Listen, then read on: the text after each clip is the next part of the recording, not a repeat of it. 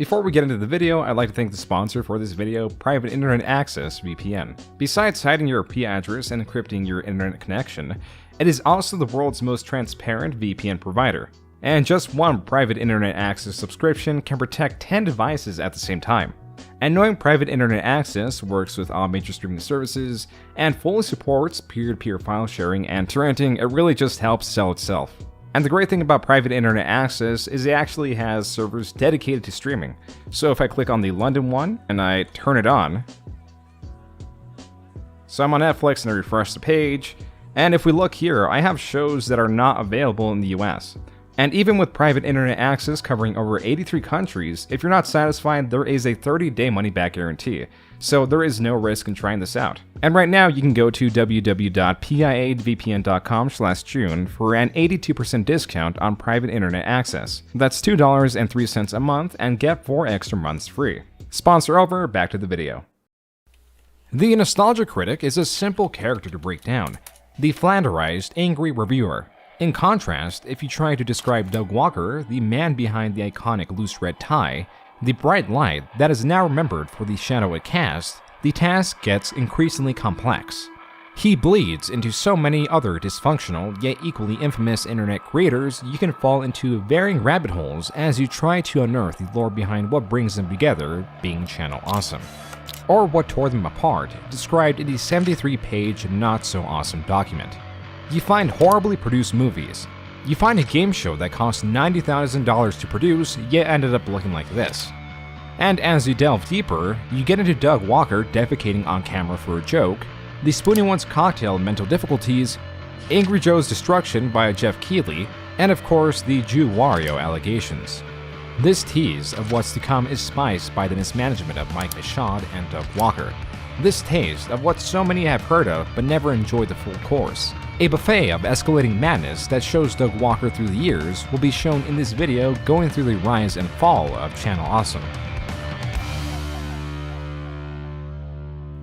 In the chaos that is his story, besides the strangest throughout, one thing is a constant. Douglas Darian Walker, who was born in Naples, Italy in 1981, his father being stationed there due to his job in the Navy. A position that allowed the Walkers to find their way back to the United States and Doug Walker to attend Northern Illinois University where he studied film but majored in communications. Where some might have their parents or even a scholarship to cover the cost of higher education, Doug was not as fortunate nor academically successful. Little did he know this was to work in his favor. The reason? A series of events that sparked both a hobby and paved the way to unprecedented success. The job that he got to pay for college was a janitorial position at a nearby car factory working the night shift. More important than that was his coworker, another janitor that, as Doug describes it, was trying to get him fired so he could get his hours. This annoyance, when combined for his intent to quit his job to attempt a career in illustration, turned a normal job resignation into something quite dramatic. Though much of this video cannot be shown due to Doug playing 2001's A Space Odyssey and Bohemian Rhapsody through a stereo for dramatic effect. Him ripping his shirt open to reveal "I quit" painted on his chest is enough to grasp Doug's epic resignation. So epic, in fact, that he was chased out by security. This video did many things. For Doug, it marked a transition point, a risk of throwing a job away to step into the uncertainty of illustration that he had yet to see any promise of success. There are some of his works that could be found on his DeviantArt, none as widespread as the All-American Chicken Toy Egg Canister vending machine. If you've ever seen any of them in public, you should know that Doug Walker was contracted to create the art for them. That is all that the quitting video represented to Doug Walker. But in place with this context was a fantasy of the average person and how they want to quit their job. The video of the excessive resignation was uploaded to YouTube by Doug as his first video and also as his first viral video. To have his first video uploaded be a sweeping success was a rare jumpstart a minuscule amount of creators get. But even rarer than that was to have success after a viral video. Because viral videos, mainly in the 2000s, are accidents. Many of them got so popular because they are natural and irreplicable. That is why it is a challenge to take advantage of this initial success and why you'll hardly see a channel succeed off one video. Lucky for Doug, online video creation was not a career goal but a hobby. During this point of online content creation, and more specifically on YouTube, payment for video creation was unheard of. A YouTuber was not a profession. You could never expect to get anything more than admiration for making videos online. This again added to Doug's success, because without the monetary incentive, there was no sense of competition, and therefore YouTube videos lacked in quality, as YouTube was being used as a video archival service more so than an entertainment source.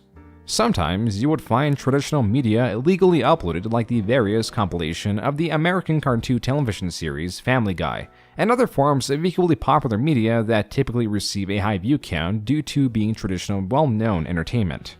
Movie trailers and clips follow the same path, as users would unsuccessfully search for uploads of entire films. What they could find by around 2006 or so was Doug's new hobby, 5-second movies. Per the name, Doug took second-long clips of singular movies and compiled them together to summarize them often going over 5 seconds. The intent through Doug's side was not a true summary, but a more comedic one. But the chef can't see. Creating videos on an existing media was, and still is, a great way to grow a channel. The problem was that there needs to be a unique piece of you, a face, a voice, an editing style, something that cannot be replicated by others. Naturally, this is an issue because other channels rose to popularity doing the exact same thing, which created competition. The bigger issue for Doug was not being anonymous, it was copyright. Companies were not too fond of their works being seen for free online to any degree, be it blatant re-uploads of entire shows, or even transformative works that include criticisms or the like that include any of their copyrighted footage. To save itself from lawsuits, as it does now, YouTube bends to the will of these companies and will overexert their power for its own safety, overextending like removing any copyrighted video regardless of its transformative nature, because that in itself is difficult to determine. A smart move to assure its survival, but the beginning of a hatred developing in Doug Walker for companies taking down his videos. By this point, it's almost like a pattern is developing. External annoyances, like what inspired his quitting video, is bringing him success. This time the annoyance was his 5-second movie YouTube channel being banned. The success came in his branching out of different content styles. Like the Hydra, with 5-second movies termination, several channels grew back. First was New Guy with the Glasses, established, as per the description, to act like a regroup if one of my other channels get taken off again. 5 days later came the revival of the 5-second movies channel, but more important was the other channel that was established the same day. Part of its description reading, "It's time to go back to the past, all the way to the 80s and 90s. Remember all those movies you used to enjoy growing up? Remember all those cartoons, shows, and TV specials you used to watch as a kid? Neither do I. That's why it's my duty to find all those videos you barely remember and tell you if they're worth watching or not." Though Doug's focus was on the promised success of the 5-second movies channel, he did dabble with this new show format that was akin to other creators like the Angry Video Game Nerd, who reviewed games and other media playing the role of a typical angry nerd. Part of Doug's inspiration was to play a Daffy Duck-style character that also derived personality traits from late-night show hosts. Initially restricting himself to media created before the 2000s, the first episode was uploaded around July 2007 and immediately broke the rules because he was reviewing, or more so recapping, the recently released Transformers movie. It was Doug and his brother Rob who worked mostly on writing, recapping the movie through the critic and his screams. The next episodes, however, followed a familiar format, opening with, "Hello, I'm the Nostalgia Critic. I remember it so you don't have to." As far as the evolution of this style of content, Doug wouldn't optimize it much from here. The hat, the suit, the intro, recapping the media with jokes spliced in. It's not that it needed to evolve because the format was already in its optimal state. No additional complexity was needed. This elevated greatly by the aimless videos of others that stood next to it because it had everything a modern-day successful YouTube video has. It's a series, it has personality, has a distinguishable character by clothing alone, has energy. The video uses another popular subject which brings more attention to it. A standard today, but perfection back then. Even with its quirks, like several videos back-to-back where the critic's narration was placed entirely on either the left or right audio channel. "Hello, I'm the Nostalgia Critic." Hello, I'm the Nostalgia Critic. Still, his 5-second movie series performed better with less work put into it. To put into perspective just how well it performed, we will also put into perspective YouTube's size in September of 2007. His 5-second movie channel was the 11th most subscribed channel of that month. The total subscriber count on that channel, 3.4 thousand. But a channel based around summarizing movies in about 30 seconds did not look good on YouTube's part. It looked even worse when they realized this was Doug Walker's second iteration of it after they had banned the first one. This is not to say that the videos contained only footage of the movies. Some included original footage of Doug, which is a fun fact. A not-so-fun fact is that for the 5-second movie of Batman and Robin, it cuts from the intro of the movie to what seems to be the exposed lower part of Doug Walker hovering over a toilet, defecating graphically into it. It should be noted that a closer examination was not done to verify it is Doug Walker in the video, but some things are best if not investigated. Original content like that video did not matter to YouTube, and so his second 5-second movie channel was taken down. By October 8, 2007, the third iteration was already up with a new, bold strategy implemented. Because in reality, the takedown of his second channel didn't lead to only the third one being made. It led to 31 plus channels made, as Doug's reaction was to develop a new strategy.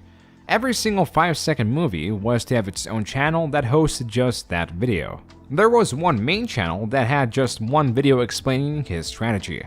Instead of having to search the channels individually, the individual videos could be found favorited under his main channel, which gave the same ease of access as an upload without the threat of termination. Or so Doug thought. In reality, it also gave ease of access to YouTube staff to ban his channels faster than they could pop up. Doug, even with his determination, was not winning this war. To make matters worse is that his continued ban evasion allowed YouTube to ban his other connected channels that received their own termination due to being centralized around Doug Walker. His Nostalgia Critic channel that was beginning to pick up traction was now banned. His efforts were lost on YouTube. That's where Bargov comes in, a friend of Doug. Bargov was also friends with a fellow known by the name of Mike Michaud that doubled as Bargov's coworker at Circuit City. Not seeing too much of a future working there, they, alongside their other coworker and friend, Mike Ellis, discussed different business ideas that could one day replace their current job. A need that became a priority when they were all let go from the failing company. They experimented with a website that failed, but the website's core components were still there. That's when Bargov introduced the Walker brothers, Doug and Rob, to the two Mikes, where the five found common ground. A solution, an idea that was going to fix all of their problems. That was thatguywiththeglasses.com. During late 2007, when Doug's final 5-second movie channel, along with the rest of his channels, were banned from YouTube, fans of Doug could find this bare-bones website with the entire 5-second movie catalog, safe out of YouTube's reach and therefore safe from further deletion. With all that this website lacked compared to a service like YouTube, besides acting as a base for Doug's content, Michaud introduced Doug to the concept of monetary gain for his videos. But Michaud knew for his website and partnership with Doug to succeed, monetary gain had to be a guarantee, with server costs slowly going up as the site popularity increased, with its official launch in April of 2008. Here you wouldn't find much, with only the most basic of layouts that allowed users to navigate to video download links. There was also a donation button on the right side that promised future access to faster download speeds for a steep minimum donation of $25. With just a few donators, it could easily recuperate the about $150 it cost to run the website. With Doug's initial success, the decision came to scout and hire new creators like the Last Angry Geek that was to write weekly articles based on comic books. But still, as new content was being added, some was being cut. Because in the same website update in June of 2008, Michaud announces that 5-second movies will stop at episode 100 to avoid potential legal complications, now relying entirely on the Nostalgia Critic to propel the website forward. Though 5-second movies surpassed 100 episodes, it was clear which content style was optimal for the website's safety. While it is no surprise to those aware of the Critic now that the Nostalgia Critic grew the website to new extremes, It may be surprising that it was the angry video game nerd that gave the website a boost in June of 2008 that encouraged Mashad to take the risk to move to dedicated servers. This boost came from Doug Walker as the Nostalgia Critic, calling out AVGN, or the angry video game nerd, through one of his videos. Then in another, finding a post of admiration of the critic's works in the nerd's own forums. Then after a third video prodding the nerd responded by calling him a poopy head while making it more clear than ever that this feud was a satirical collaboration. You're a poopy head. Even with that, there were audience members convinced that this was a real feud. Regardless, the nerd's video, in a matter of hours, increased the total unique visitor count from 7,000 a day to 9,000. This influx of new users crashed the website and influenced that guy with the glasses team to announce that they were going forward with dedicated servers, increasing their operating costs by a little over $1,000. Also announcing grand plans for the website and their company that was to be known as Channel Awesome. Mashad had an image of this being the internet's cable with up to 90 different shows with numerous genres created by future creators. But at this point, they were still banking on the success of the Critic. Lucky for that guy with the glasses.com and the newly established company behind it, Doug was nothing but committed as he drove 12 hours to attend the AVGN signing event and challenged him to a fight in person that they both seemed to have fun with. A well-translated fight that ended with the attendees challenging one another to review each other's mediums. For the nerd, that would be a movie, and for the critic, that would be a game. The game was Baby's Kids, and the movie was Ricky 1. This continued collaboration that included additional choreographed fights was highly successful for both parties, and as different as entertainment mediums as video games and movies are, it was successful because their content would appeal to the same kind of person. They both reviewed older content. Video games were inherently directed towards a more, for a lack of a better word, nerdier crowd, and the Nostalgia Critic's catalog was chock full of movies that surrounded that nerdier culture, even having a fair amount of reviews of movies based on games. It was the perfect collaboration that just seemed to get better and better. But it was not only this type of collaboration that promised growth. It was also the contributors that were not employed by the website but were allowed to post their content on it, with some already established on YouTube like Spoonie1, who is known for a combination of vlogs, movies, and game reviews. Unestablished creators like Filmbrain, a movie reviewer, and Lindsay Ellis, pre-selectively known as the Nostalgia Chick, and also less favorably remembered as the girl getting hot dogs thrown at her, was picked through a contest to serve as the female counterpart in reviewing what was deemed as girlier movies that the Nostalgia Critic did not grow up with. And so, the winner of the Nostalgia Chick contest is... Holy shit! It's a three-way tie between that chick with the goggles, Mars Girl, and Lindsay Ellis!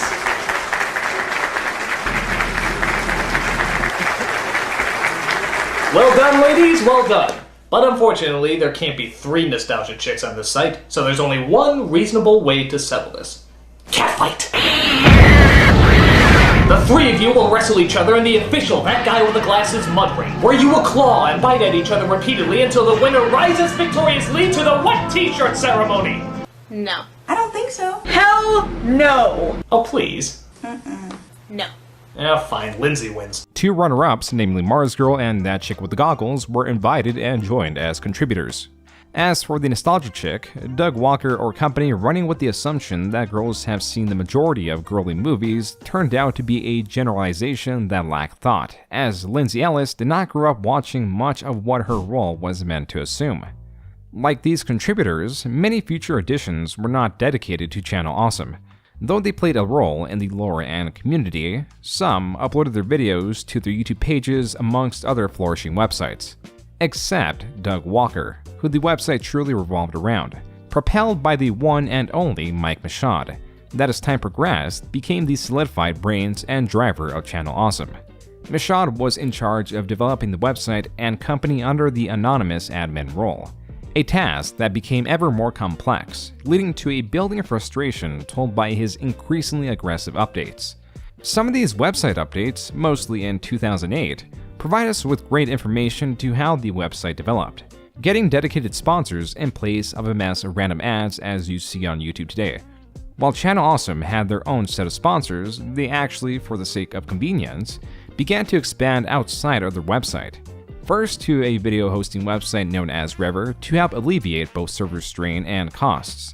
Then a couple months later in 2008, they moved to Blip.tv that for a time gave more benefits than problems, as they were able to upload their content to Blip and then embed their videos back on Channel Awesome while also providing advertisements and sponsors to Channel Awesome. Not to mention, it was a much more reliable service to stream videos on than Rever. But it is not the newsworthy posts that truly warrant our attention. It's Mashad's unending quest at getting the message across to only post intelligent comments. This starts out diplomatically with a post in August of 2008 asking for viewers to give criticisms in the form of comments for a new reviewer, but to make it an intelligent criticism and not an insult that lacks a useful purpose. No doubt many would agree this is fine. It's common for websites to have these rules, even for them to announce them from a news post like Mashad was doing. But then, a week later on August 8th, Mashad comes back with another post about the typical site updates and further comment etiquette. Quote unquote, "People, if you're going to criticize someone, please do it in an intelligent way." Little did users know this was building up to this news post that is truly a rant through Mashad's own confession, starting it off with, then immediately delving into his frustration with stupid comments. Quote unquote, "If you don't read this and end up losing your ability to post comments, it's your fault." If you read the news post, you find that he is working an additional 40-hour job, along with his commitment to building Channel Awesome. He's also experiencing constant issues with Rever that would eventually be dropped before the end of the following year. The exhaustion with dealing with these issues was compounded with the financial ones that came with them. Still, what stands out the most is his continued disdain for unintelligent comments, where Mashad states, quote unquote, "We have a very intelligent audience here, and want it to stay that way." And quote unquote, "So to sum this up, useless troll/flame comments automatically will cause you to lose your comment ability." This part of the rant is summarized first, meaning it takes priority before summarizing their continued commitment to Blip. Though this was not enough. To solidify Mashad's points in further news posts, implanted was a new strategy, reserved for those that push Mashad's patience too far. These, as we typically see, came in the form of emails. We know this because Mashad would post these emails with his own denouncements of them, like this news post in December of 2008, where the user emails Mashad after getting banned in the forums with, quote unquote, "A troll is someone whom intentionally tries to disrupt the flow of thread discussions. I merely spoke from the heart, and you ban me. Believe me, this will not go unheard. Just you wait till get this out in public." Where Mashad responds with, quote unquote, "Wow, threatening me with idle bullshit really is going to get you far. Also, the fact that he commented in the thread that Doug should fire Benzai gets me a bit annoyed. Are you part of this company? Do you have a say? No, because you're nothing more than a troll." It should be mentioned that Mike Ellis, sharing the first name Mike, was thought to have posted these website updates due to the lone signature of Mike at the end of them. But this line, at least for the post mentioning Mike Ellis as a coworker, disproves that. Quote unquote, "I take care of the business end of the site, with the help of Mike Ellis and Bargov." It's difficult to say if Mashad's strategy of calling out potential trolls was a success or not, being that any comments he disagreed with were scrubbed from the website, presumably only leaving ones of support. Regardless, it only escalated. The next time he called someone out was a month later in January 2009. It was a reviewer that was displeased at not getting picked up by the website. That, as Mashad discloses, was known as that fellow in the coat, where Mashad goes on to call him a hypocrite who makes bland content and also has a prominent brow. Again, this was a continued trend. Besides the entertaining aspect, going through Mashad's commandeering of the website updates for his own personal vindication comes the importance of realizing that this man was to be in charge of Channel Awesome and therefore the nostalgia critic for the foreseeable future. Even with that in mind, you cannot discount that Mashad was still moving the website forward, even if he had conflicting directions for what Channel Awesome was to be. To explain this further, as we transition in 2009, the website exploded with new talent as per Mashad's vision to become the cable of the internet and have many new series running at once. The conflict comes with the series the additional talent was producing, that apparently users of the site took immediate issue with. There was too much of the same style of content that Mashad actually responded to the question, quote unquote, "How many fucking video game people do you need?"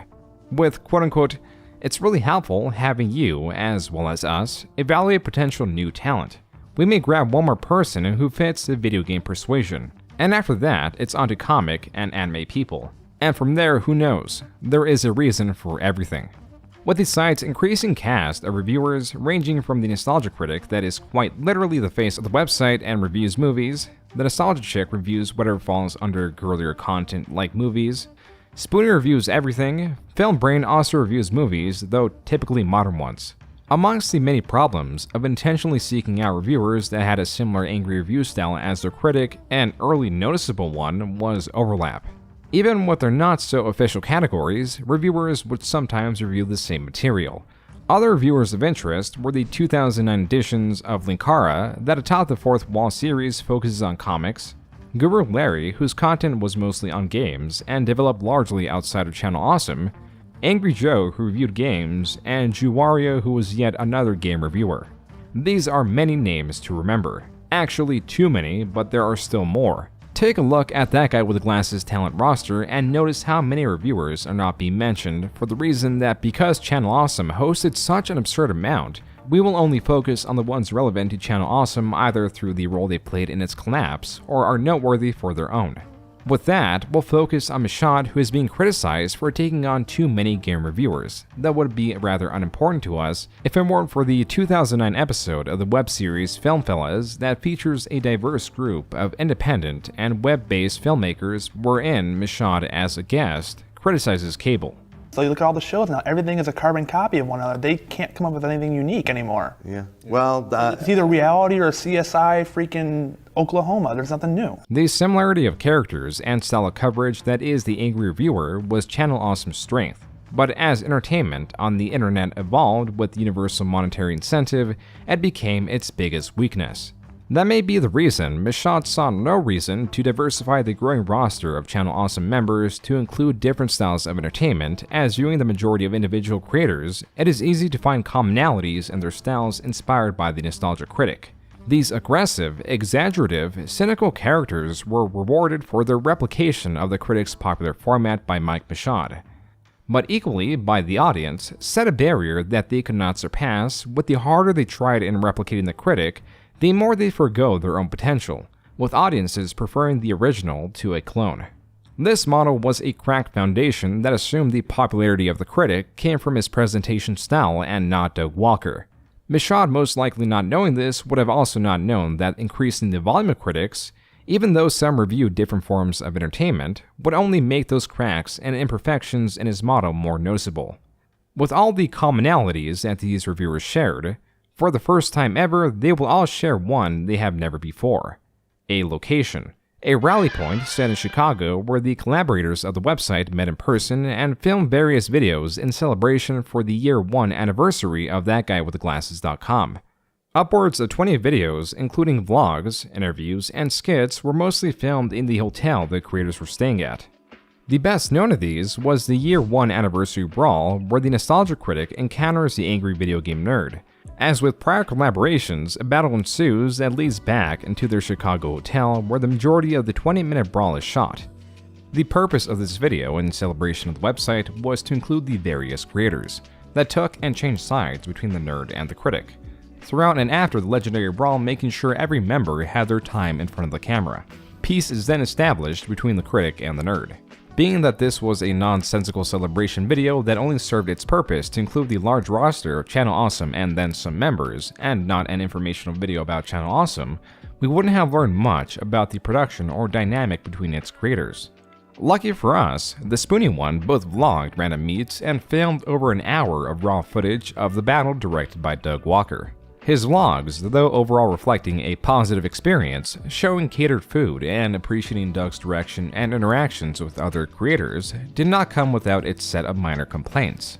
Like Doug Walker, being the director, not knowing the proper tropes of the characters he was casting. Additionally, there was the smell that was brought on by so much action and the exhaustion that came with shooting a 20-minute video. This is where we start getting into the fighting, and we fought for a long time. This is why it was a really long and arduous shoot. We started getting really tired by the end of it, and this room started smelling like sweat and ass. It started getting really hot just because we were spending the whole time wrestling. So this is a lot of physical action for some relatively untrained actors and non-actors to be doing in one room, and it's kind of miraculous that we weren't hurt worse than we were. Anyway, me getting knocked out. Right there, if you see that Angry Joe catches one of my punches and he starts hitting me in the face with my own fist, that was a bit we came up with together, and we shot that about 3 times. And the first time we shot that scene, which actually might be the take you see, Joe catches my fist and then proceeds to just crank me right in the forehead with my own fist and knocks me out immediately. And it wasn't bad. I wasn't hurt. It was just kind of, there's kind of being degrees of being knocked out, and I've actually experienced quite a few of them. I get my ass kicked a lot. Even with that said, Spoonie in this commentary track shows no regret in taking part in the anniversary brawl. A successful, fun video viewers of the website appreciate even now. That much cannot be said about a different video Spoonie, even in his own commentary track, sounds regretful in taking part in. The infamous Spooning with Spoonie video. For context, when much of the Channel Awesome crew was hanging out in the hotel, throughout the day the party made its way to Spoonie's hotel room, where an idea to shoot the video came up. Though Spoonie does not remember whose idea it was, he does mention at the time everyone was really into the production, until it was time to release it. Spoonie, the one in the center wearing a smoking jacket, is taking on a talk show persona, and interviewing both Lindsay Ellis on the left, and that chick with the goggles on the right. While that chick with the goggles character was playing into enjoying waking up next to Spoonie, Lindsay Ellis' character expressed nothing but regret as she woke up. According to the commentary, the actors did not want to release it, but were encouraged to do so. So, the entire joke starts to become kind of uncomfortable, and that was that we at the time we were kind of digging that it was really uncomfortable. Like, this is so not funny, and it's going to be so wrong. People are going to laugh at it. It was really dark, and Lindsay and I don't think any of us really wanted to release it after that point because we kind of took a step back and realized, like, is this really what we're going to portray ourselves as? This is really, really grim.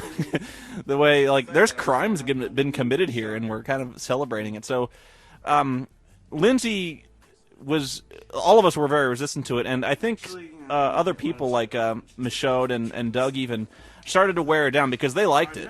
With the only available version on YouTube being one with Spanish subtitles and the comments turned off is enough to speak for the popularity of the video. This is not the first time Mike Michaud supported something widely unpopular, as the following month, he announced the future launch of a nightlife website known as Bar Fiesta. That was to be that guy with the glasses, but for reviewing bars.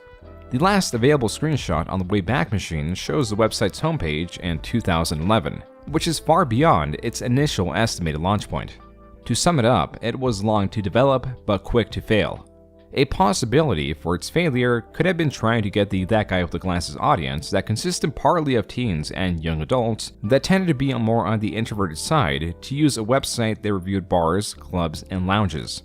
This failure speaks less about Michaud's business ideas and more about That Guy with the Glasses' continued success, because it shows they had money to experiment with.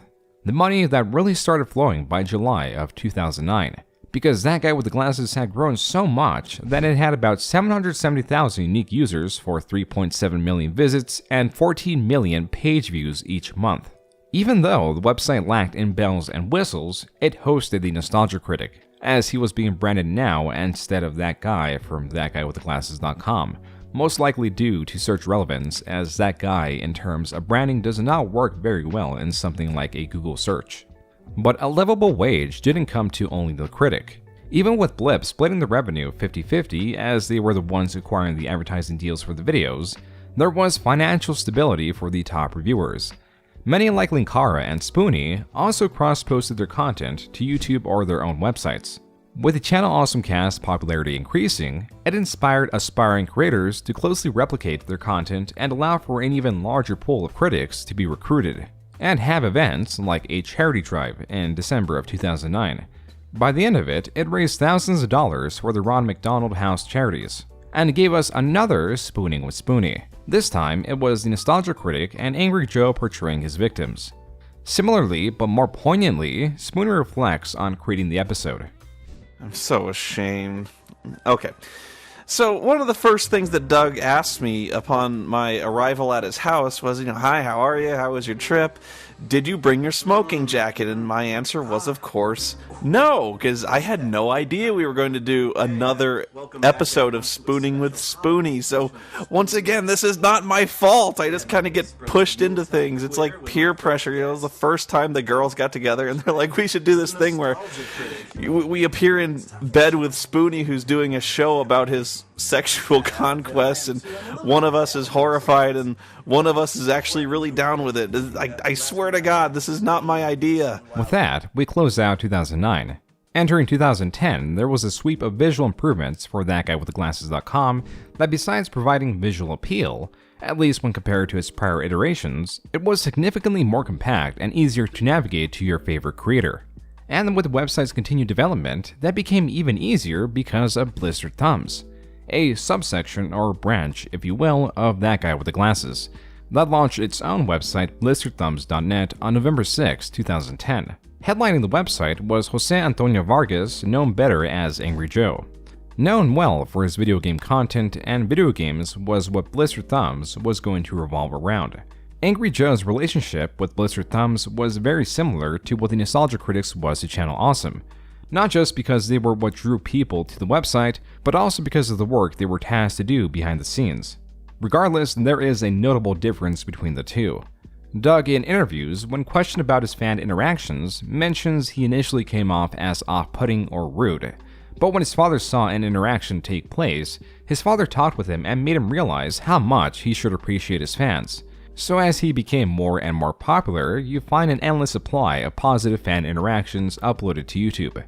Something else Doug typically does is he plays into the crazy character of the Nostalgia Critic when prompted by a fan. $1 million. $2 million. $3 million. $4 million. $7 million. Never leave the cave without it. A bat credit card? They gave him a bat credit card? I've kind of got a question, concern about the charity side. I think what you guys do is absolutely awesome. I know you all get together, you put on a great show, and I really wanted to donate, but I was a bit frustrated because I couldn't feel like I figure out why you wouldn't give me that credit card. A back credit card!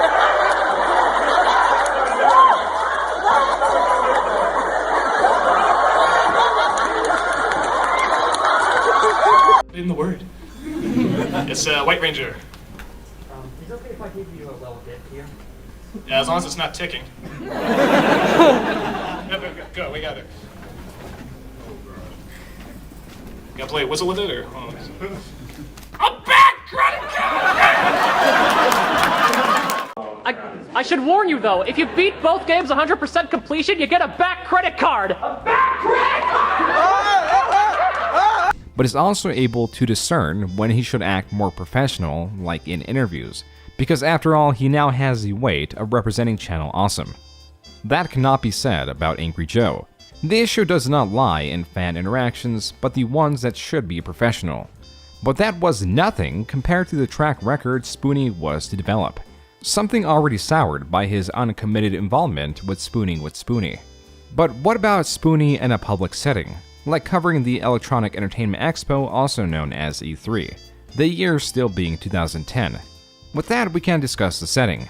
The life of the average online personality can be very mediocre compared to your traditional celebrity. Public encounters are rare even for those that put out their likeness. But this is situational. If you go to something like VidCon, your chances of being recognized increase substantially. That is also true if you're a game reviewer at this expo. What this can do is elevate your confidence, maybe dangerously so. That could be the reason Spoonie had an energetic outburst, or it could be other aspects of his declining mental health. What this is all potentially in relation to is Spoonie's now infamous coverage of E3 2010. The about 30-minute video consists of Spoonie summarizing upcoming games, conducting interviews, showing trailers, and at the 60-minute mark, discussing his opinions with fellow game reviewer Angry Joe. Things escalate when they begin discussing what was to be known as the Bureau XCOM Declassified, a game that was presented as a first-person shooter, then later turned third-person shooter. The frustration for many was the drastic change the XCOM series, that was known for its turn-based strategy, was taking. Summarized none better than Spoonie's reaction to it. I saw the footage, and there was one word searing through my mind like bolts of fire. And that word, betrayal! What? Betrayal! Betrayed me! This game sucks! It has nothing to do with XCOM. Nothing! Nothing! I think this is the birth of Angry Spoonie. Nothing to do with XCOM. Like, the first thing they did, they were like, okay, here's XCOM, it's got aliens, and it's so XCOM. Two things that demonstrate how loud Spoonie was shouting was first, the echo, and Angry Joe's several second long paralyzed reaction.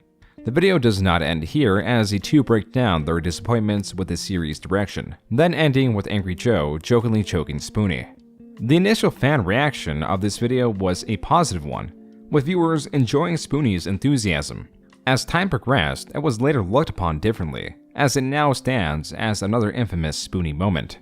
A similar thing can be said for Angry Joe's self-destruction via Jeff Keighley, known well for the role he plays in producing and hosting the annual Game Awards, that often catch flack for their overly commercial nature amongst other things like selection of categories.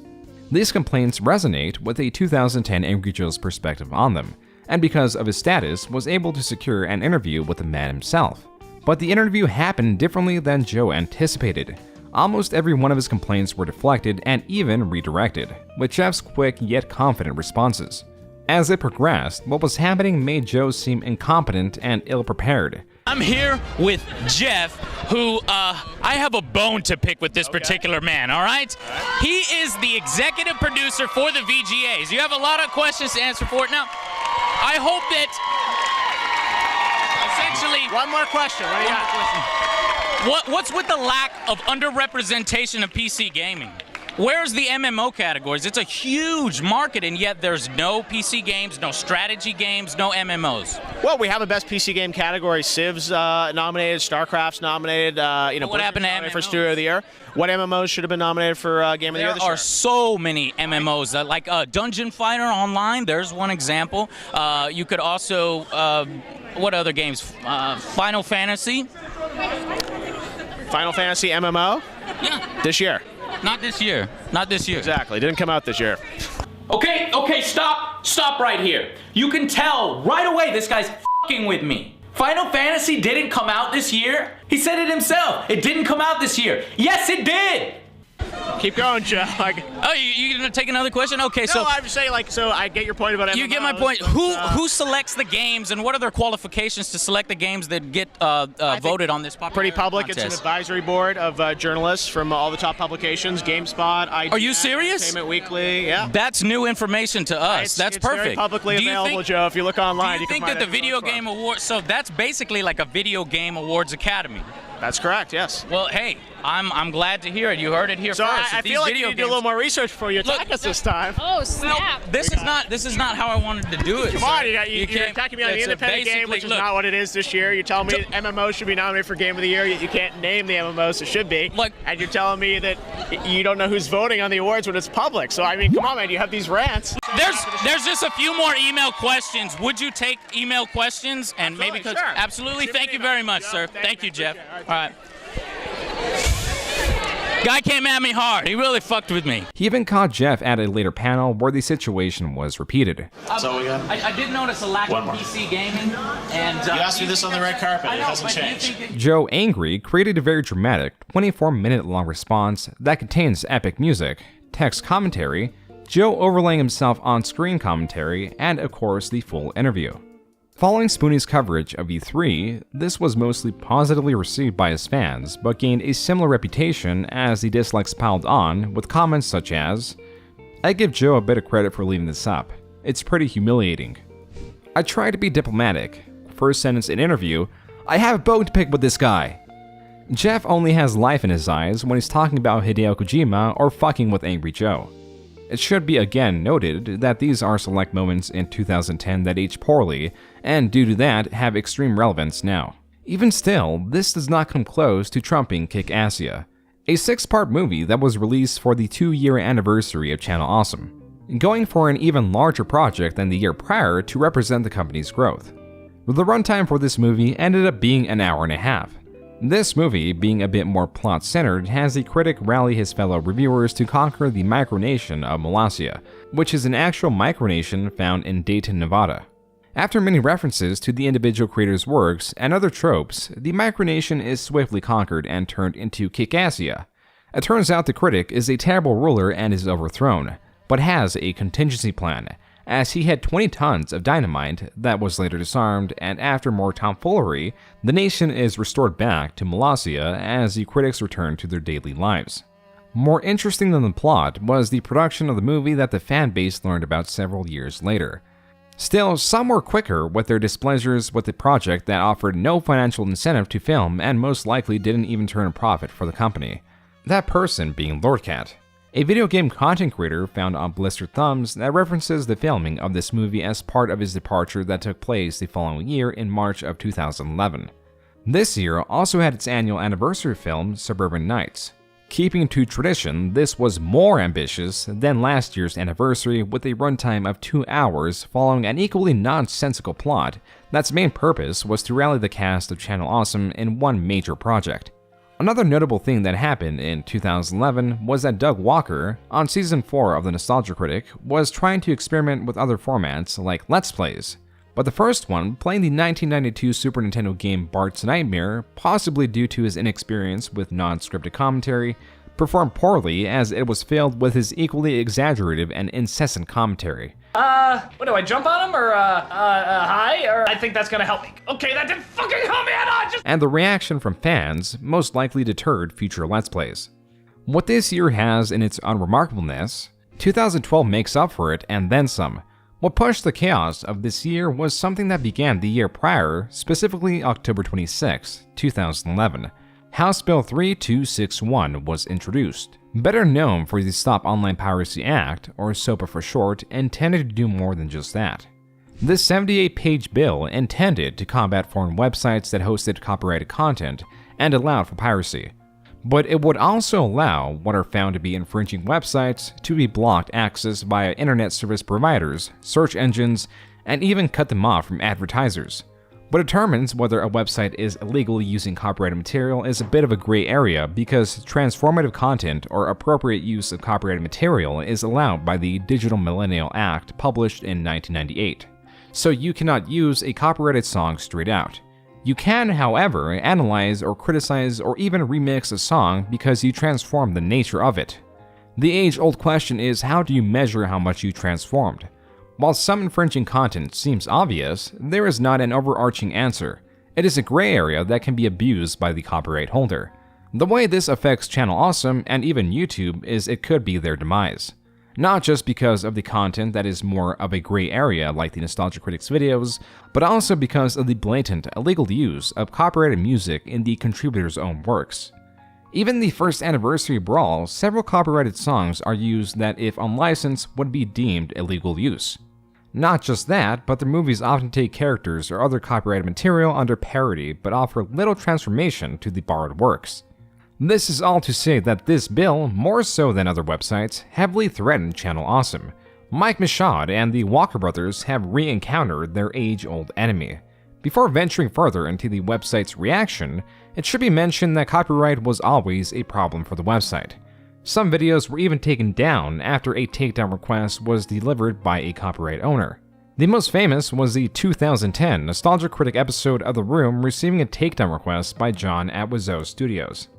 The video itself, if you were to defend it, you would consider the criticisms, skits, and other actions that constitute transformative nature and therefore fair use. If you were to prosecute it, not that this ever went to court, you could point out how the critic summarizes the movie showing lengthy chunks of unaltered footage. Even when altered with commentary, the critic just summarizes the scenes. Those facts are not too important to us. What was the reaction. First, with the That Guy with the Glasses community that attacked The Room and Tommy Wiseau's social medias and emails. For context, Tommy Wiseau is infamously known for creating The Room, a movie so bad that it's actually good. As for Doug Walker, instead of deterring such attacks, he had a different plan in mind. A 6-minute long video that released soon after his review was taken down, where he parodies Tommy Wiseau and the anonymous John that sent the takedown request. Oh, hi. Hi. Hi, this is the Nostalgia Critic. Oh, hi, Nostalgia Critic. What do you want? Well, I did a review of your movie a week ago, and it was taken down because your studio claimed copyright infringement, even though it's so obviously a review, so it's covered by fair use as well as satire parody clause. Ha ha ha ha! What a funny story, Critic. Hello, John at theroommovie.com. Can he use some of our copyrighted images? No! You can't use footage from the room as breaking copyright! But it's not! It's a review, and don't you think that not promoting it on our site and wasting your time being copyright Nazis is more damaging to your name? I mean, aren't you afraid of being sent like a bajillion nasty emails? No! In this video, instead of deterring his fanbase from harassing Wiseau, he acknowledges them as an effective deterrent. It also shows us that Doug Walker has a skewed view on fair use, as he believed because he labels his videos as reviews, they automatically fall under fair use. The biggest irony of this video now, that will slowly be revealed to the public, are the parallels that Doug Walker and Tommy Wiseau share. But that chaos pales in comparison to the Noah Antweiler, or as we know him as Spoonie, situation.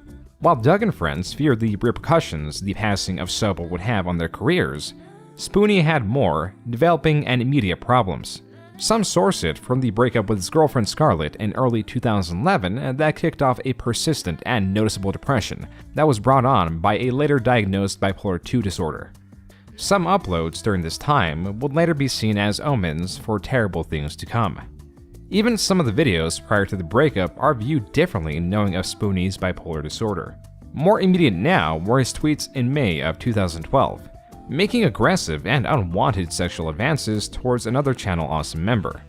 Lucky for Spoonie, as it would be later revealed, Channel Awesome had a habit of ignoring problems or even sweeping them under the rug.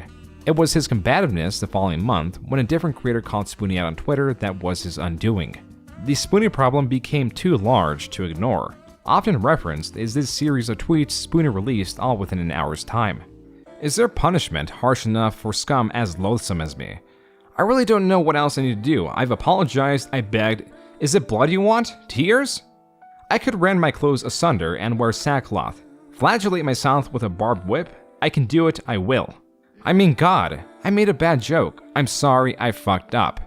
At Jesu Otaku, at Obscurus Lupa, I'm sorry already. Please take my penis. Burn it. I'm worse than Hitler. I should roast in hell if there was a pit deep enough for my sin. I beg forgiveness knowing full well I wouldn't be worth pissing on if my face was on fire. Tweets like these would become the norm for Spoonie.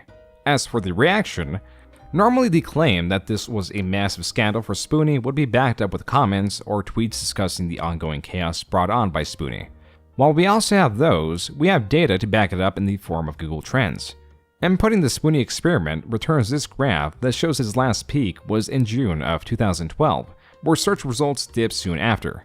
If Spoonie won his input, besides a point in 2005, it shows that nothing came close in terms of interest to his June 2012 meltdown. As a repercussion, that guy with the glasses suspended Spoonie to then later cut ties with him entirely on June 21, 2012. The announcement reads, quote, "After recent events, Noah, the Spoonie 1 Antweiler, and Channel Awesome have decided to part ways. Noah has made it clear that he wishes to pursue a course that is different from our own. We feel that with these different aims, it is better for Noah to be free to pursue his own goals unhindered by us. Noah has been an immense talent on the site, and we thank him for his years of hard service, both in numerous episodes of the Spoonie experiment and in the Channel Awesome anniversary films. We sincerely wish him the best in all future endeavors, and hope he continues to put out great quality work. Staff at Channel Awesome." Unquote. Less amicable with Spoonie was ex-member of Channel Awesome Lordcat, who livestreamed explaining his grievances with Spoonie. And so officially for the first time on a show, I've discussed it before, but let's discuss why I left that guy with the glasses. Now I am breaking my agreement here with that guy with the glasses by discussing this, but I think it's time the whole world, Spoonie, heard just how much of a fucking idiot you truly are. You and that other idiot, Joe. When you were at E3 that one year, and you decided to go up and down the hallways screaming about XCOM's betrayal, and Joe decided to ask people, "Can I choke you on camera?" Guess what happened, Spoonie? Guess what fucking happened? The whole gaming industry turned its back on me. Not you, not Joe, not Blistered Thumbs, me. I went to GDC the following year, Spoonie. I went to GDC the following year, and I had a chance to interview Notch, Mojang, Specifications, Minecraft. Had a chance. A fucking chance. He was hot then. That was going to be huge for This Week in Games. That was going to be huge for the stream. It was going to be amazing. And you know what happened? The representative at Mojang caught wind that we were going to interview Notch. And he stepped in. And he said, "Oh, I've heard of you. You're with that guy with the glasses. You're with Blistered Thumbs." And I tried to tell them, "No, I'm not." But he said my name was associated with them. And he heard what you did. Making a fucking jackass of yourself at E3. You fucking moron. So they shot it down. And then word spread at GDC. "Oh, I heard about you. You were the guy at E3. They thought I was the guy at E3 making a jackass of everyone. I was there trying to be a legitimate member of the business of the gaming industry, and I've worked my ass off to separate myself from you. Every time. You just don't get it. Every single fucking time. You act like a complete fucking jackass. It has repercussions for everyone you're associated with, and you don't give a shit. That's why I left that guy with the glasses. I can't fucking stand you. Bunch of fucking morons with their heads cut off running around screaming, 'Betrayal! I want to choke you. Can I choke you on camera?' You're a fucking idiot." And how his and Angry Joe's actions in 2010 caused him to lose an important interview. As commenters point out, Lord Cat was exaggerative in his description of Spoonie's actions and how one interview, if he received it, would have improved his life. He also mentions in later interviews how it was the filming of Kickassia that played a larger part in his 2011 departure of Channel Awesome. With as much as people debate how accurate Spoonie was in soiling that guy with the glasses image or how much it may have affected Lord Cat's career, what gained more credence over time was his observations on the delusions of grandeur many Channel Awesome members seem to have, none echoed as often as his opinions on Doug Walker, who about a month after the removal of Spoonie began releasing the fourth and most hated Channel Awesome anniversary movie, To Boldly Flee. Keeping with the pattern of longer anniversary movies, turned out to be detrimental for more than just the difficult production of this movie. Where the prior anniversary movie, Suburban Nights, was 2 hours long, To Boldly Flee was 3.5 hours long, partly due to the increasing cast of That Guy with Glasses. Another issue caused due to its size was the movie had to be released over the course of weeks rather than days. Common complaints from viewers are the endless obscure references to the Nostalgia Critic episodes, or if this movie is looked at from a legal standpoint, the constant use of characters or props from prominent films. That's use could be deemed illegal for copyright reasons. Additionally, this movie had a section where it pokes fun at SOPA, that though the law had effectively died at the beginning of the year due to wide-scale protests, the fear of its continued development lived on in the contributors of That Guy with Glasses. I demand justice! These internet reviewers clearly have too much power! It's a moot point anyway. The Judiciary Committee has already voted. When they pass the Sucker Bill, Stop the Unstoppable Copyright Killers Act, reviewers like the Nostalgia Critic won't even be in business anymore. The scale of that fear played a larger role than just a skit in this movie. It likely influenced the end of it, where the Nostalgia Critic, the character, meets Doug Walker, the writer, and through a series of nonsensical events, the Nostalgia Critic sacrifices himself to save the world. Fans confused with the ending were later reassured that their concerns that the critic was being killed off was real. But then again, not too surprising because of how the Nostalgia Critic was changing over its season. The first season had the critic stuck in a single room in front of a bland wall delivering jokes and summarizing movies. But as it evolved, slowly there were the inclusion of small skits that played minor roles for the following reasons. The inclusion of these skits could provide a twofold benefit for the video, like allowing Doug Walker to exercise his creativity and add argument for the transformative nature of the video.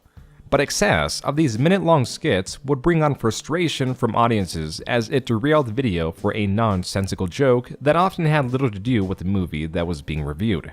Even when Doug made standalone sketches, they were hardly ever positively received, because while his comments, criticisms, or jokes may be shared with the audience whenever he gets the freedom of writing sketches, the appeal of them narrowed to people like Doug Walker or the Channel Awesome team that has extremely narrow tastes.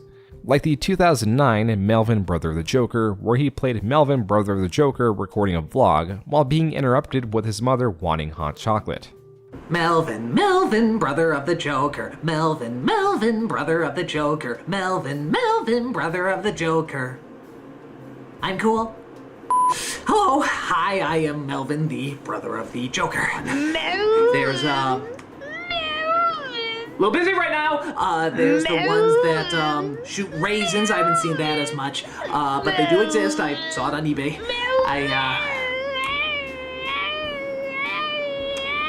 What? I'm thirsty. Make me some hot chocolate. This video is possibly the worst example of Doug Walker's sketch writing talent, but is also important to show because Doug Walker would improve little over the years, and as his audience learned, his new series was going to be based on movies but would not include footage of them, and it was going to rely on Doug's sketch writing talents. Doug dropped the name of the new series in a video released a day after the conclusion of To Boldly Flee, to address the confusion on whether the Critic's death would mean the end of the Nostalgia Critic series. And without going into too much detail, because we want something to be a surprise, I can tell you the title of the show. The title of the show is going to be called Demo Reel. While Doug had always experimented and worked on different shows, this one was framed as a replacement for the Nostalgia Critic. Regardless, on That Guy with the Glasses, his announcement of Demo Reel gained support, with it getting 4.3 out of 5 stars. Many commenters sad that the Nostalgia Critic was ending, but supportive of Doug's choice to end it, with comments like, "Probably thought shit was going to die off, but I'm glad Doug Walker is done with NC. I've been saying this for months. Can't wait for the new material to help me avoid work. Thanks CA for a great 4 years of NC. I am sad to see that the NC is over, but at the same time, I agree that it is time. I love the shows for the most part, but over the last year or so, I haven't gotten that into them as I used to. TY Doug and Rob and co for some awesome vids. I, for one, am not mad that the Nostalgia Critic has ended as a weekly show. It seemed like the show was growing kind of stale and immaterial. This support from fans may have helped improve confidence in creating their new show, but still unanswered is how would this affect the culture of the website. Undoubtedly, Doug is the largest creator. Without him, the website would fail. Not to mention the loss of Spoonie and the continued failure that was Blister Thumbs. Sufficient to say that everything was riding on the success of whatever Demo Reel was going to be. Solidified by this website update, dated just 2 weeks after announcing the end of the Nostalgia Critic. Quote, "Hello all, as you have all seen by now, well most of you, as we are still getting quite a few NC requests via email, we at Channel Awesome have made a big decision. This decision will impact not only our future, but potentially grow us to a point that could not be reached with the Nostalgia Critic alone.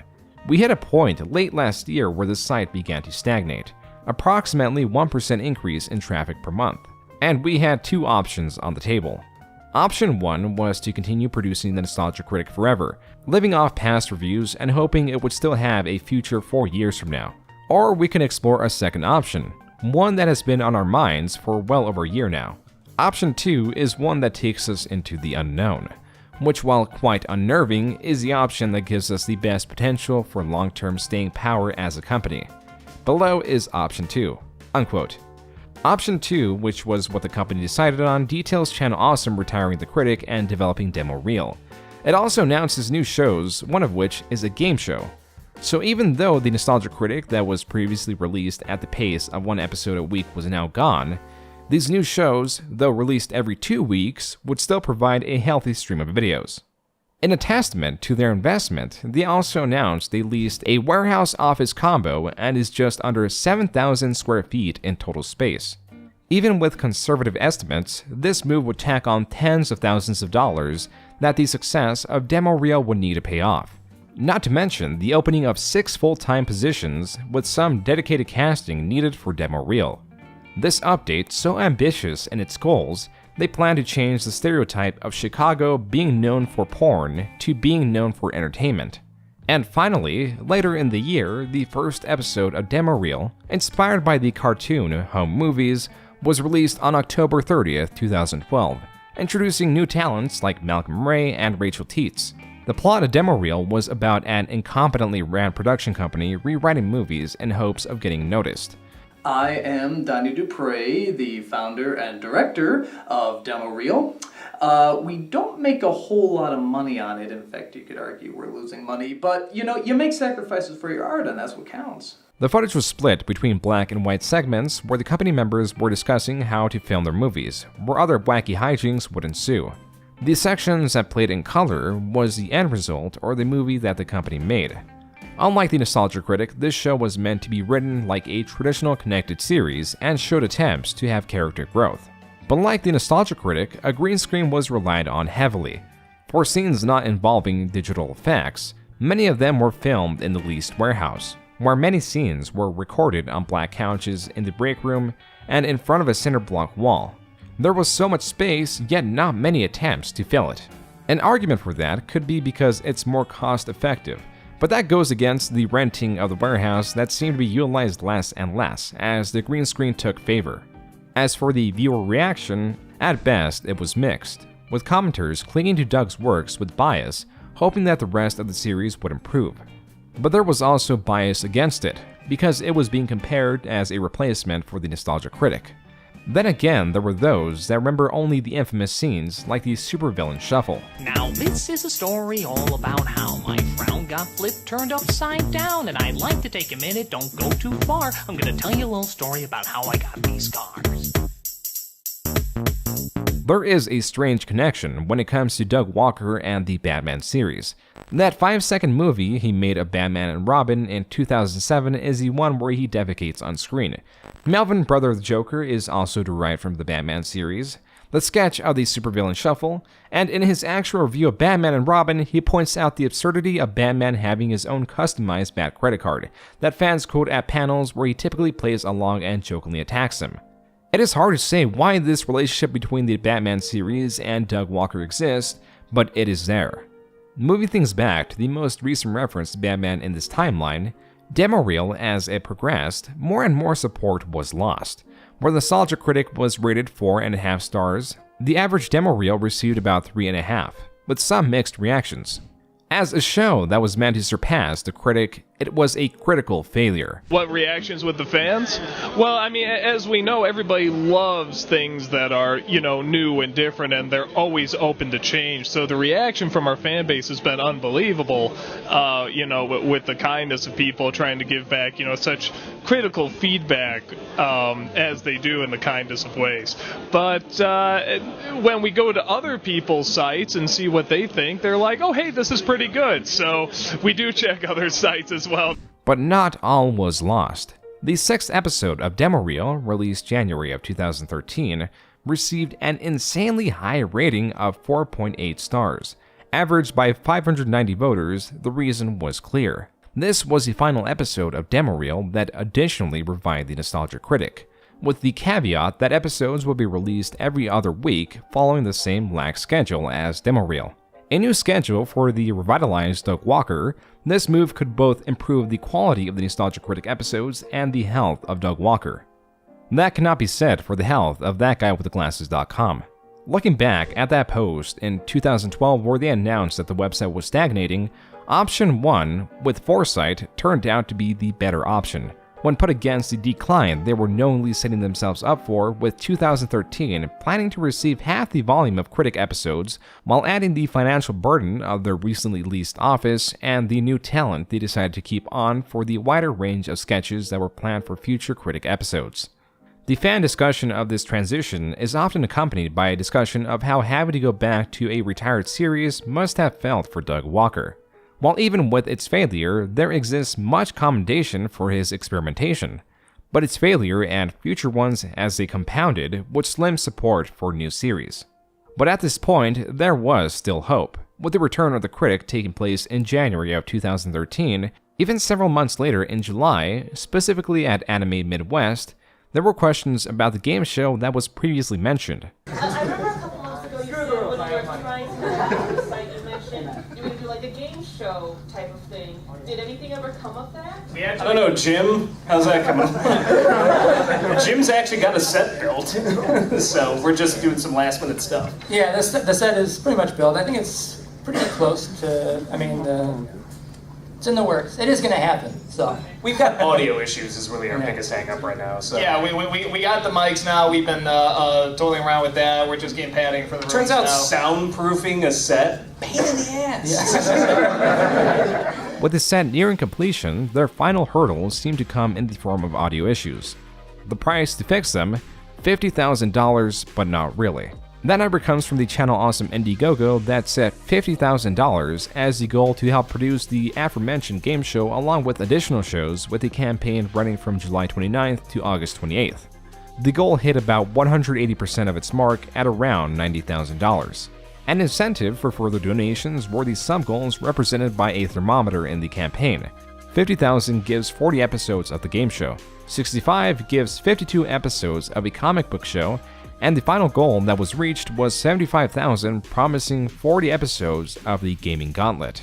With the fundraiser surpassing expectations, these shows would have to follow the viewer support and overperform, not just to appease the masses, but also to dig that guy with the glasses out of its declining state. A decline brought on for many reasons. Often blamed is demo reel or the lowered volume of the Nostalgia Critic. Less money was probably also the reason there were no additional anniversary movies. But this was an inevitability due to Michaud's initial vision and therefore recruiting or programming models. In 2009, Michaud hired those that could replicate the Nostalgia Critic style. Though this, with foresight, as many cons as it had, in 2009 all that could be seen were the pros, mainly due to the low quality and unfocused content you would find on websites like YouTube. What following the Critic's format did, and most likely what Michaud saw, was that it gave up incoming creators structure that was necessary to create a series in a time where this recognizable style, even though laden with technical shortcomings, a camera, a script, and access to editing software was more than most creators had.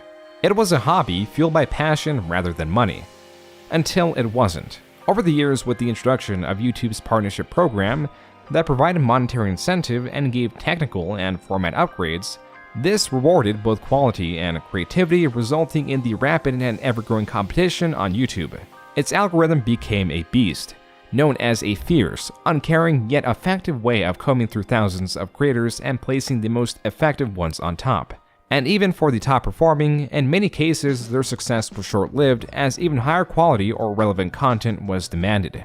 Compare this to That Guy with the Glasses creator selection process via Mike Michaud, and the decline of That Guy with the Glasses becomes much clearer. First to go was Blistered Thumbs, the video game version of ThatGuyWithTheGlasses.com. Its closure was due to a mix of mismanagement, behind-the-scenes staff drama, and lack of visitors. The plan going forward was to integrate it with ThatGuyWithTheGlasses.com in the upcoming Channel Awesome website. But little did the staff know that they would receive a loss more severe than their website. On January 25, 2014, an update was posted to That Guy with the Glasses paying tribute to Justin Carmichael, better known as Jew Wario, an ex-That Guy with the Glasses member that separated with the website the year prior and that took his life just a few days before this post. This was accompanied with several videos made by That Guy with the Glasses creators remembering Justin Carmichael, all showered with positive reception, with the website post getting a perfect 5-star rating with 229 votes. This positive image, like many things with Channel Awesome in the coming years, would change drastically as the website declined further and more contributors felt the need to share their grievances. A decline that was helped with unpopular decisions like the closure of ThatGuyWithTheGlasses.com due to its successor ChannelAwesome.com finally being ready. Quote, ChannelAwesome.com, the successor to ThatGuyWithTheGlasses.com, is now up and ready to go. ThatGuyWithTheGlasses.com will officially close down and redirect to the new site 2 weeks from today, unquote. The rest of this post, while it discusses some changes, it doesn't discuss why it was necessary besides the promise that this new website was to be last Nostalgia Critic centralized, which was a lie. So with lack of further information for the website's transition, and because much of the older non-video content and information That Guy with the Glasses had was being wiped without any attempt at archival, was probably why it received only 2.8 out of 5 stars, a far lower rating than the average demo reel episode. Though it can be assumed it was to have less brand confusion because the company is Channel Awesome, so why have it be named That Guy with the Glasses? A name Doug Walker had not gone under since 2009. One is far more memorable and quicker to type in. As for how it affected traffic, it really didn't. This graph on Google Trends showing the overlap of the search terms Channel Awesome, That Guy with Glasses, and the Nostalgia Critic, the Critic always dominating in search terms and most likely directing traffic to the website regardless of the name. But this was hardly the only major change for Channel Awesome this year, because they also made a YouTube channel, giving up the draw of the website as the only host for the Nostalgia Critic. and it turns out it came with good timing with Blip's closure the following year, leaving YouTube as the prime host for Channel Awesome content. One of many losses of 2015, with creators both leaving and being removed from the website. We start first with longtime contributor Lindsay the Nostalgia Chick Ellis, citing the reason for her departure, quote-unquote, is simply that it's time to move on. Honestly, that time was a long time ago. I just wasn't willing to let go of the crutch the site had become for me. But like any relationship at its end, we're moving forward in different directions. And at this juncture, it's best for both of us that we part ways. Unquote. Below, she pasted answers to frequently asked questions. One reads, quote-unquote, drama? Disappointingly, no. This, years later, turned out to be a lie. 3 days after Lindsay Ellis' departure came the two-sentence announcement wishing the best for the departure of 4 additional creators. Creators leaving and joining Channel Awesome have been a common theme throughout the years. The difference here was that the creators wrote their own lengthy departure announcements that filled the void of information about why these creators left. With Fallon discussing his departure, broken promises, and drama around the criticizing of the effects he did for free for the anniversary movies, citing the final decision came from when Michaud had an argument with Allison and told her she was off the site for not being around to talk to him within 15 minutes. The significance of this is that Allison is his partner. Allison Pregler, known better as Obscurus Lupa, posted her own departure announcement the same day, further promoting the image of unfair treatment from the anniversary movies. Quote, so was I fired? Well, yes and no. I was let go, but calling it being fired implies I worked at CA, and I did not. The only people with contracts / a payroll are those who work directly for them in Chicago. No producer has ever been paid by CA, and that includes the anniversaries. All profits from those, including the DVD sales, go directly to CA and were paid in exposure and a free trip with our friends. The only contracts we ever had to sign were for the anniversaries, mostly to sign over to them any crossovers we filmed to pay for our trips there, so in actuality we were not on a free trip with our friends. We were working off our trip while also acting in a film we would not profit from, the exceptions being commentaries which we could keep. Unquote. There were of course additional issues like Michaud's refusal to allow her to promote her Patreon, citing there were unclear rules and a severe lack of communication. Making this point angered Michaud, and in reaction, 2 hours later, requested to speak to her through Skype. But she was not near her computer. Michaud, reaching his limit after 15 minutes, decided she was ignoring him and, in reaction, removed her entirely from the website due to the offense of not being readily available. Allison also points out that Michaud, in turn, sometimes doesn't answer for weeks at a time. But then she goes further and links photo evidence of the Skype logs where it shows Michaud did only wait 15 minutes. With Michaud saying in the Skype conversation, "Can you talk now?" Following with, "Since you won't take a call and are ignoring us, we have no other option than to inform you that we will no longer be publishing your content on channelawesome.com. All your past content will be removed from the site as of today." Also provided was images of her discussing Patreon with Michaud. A theme amongst those departing the website in their announcements was how they were not just discussing their own problems with the website, but the continual problems that virtually all of the contributors had to endure. But Allison also points out a bit of a forgotten problem. What happened to that $90,000 Indiegogo? A question brought forward as a point to show the hypocrisy in allowing crowdfunding in shows, but not creators' Patreons. What this also did was build a timeline. On August 28, 2013, $90,000 was raised for the production of 3 shows. The screenshots discussing why the Indiegogo project was allowed and her linking to the Patreon wasn't takes place in April of 2014, where none of the promised programming was released, and her removal in January 2015 shows screenshots that through either her or someone else's reporting has Indiegogo investigating the campaign that still hasn't delivered a single episode of any of the promised shows.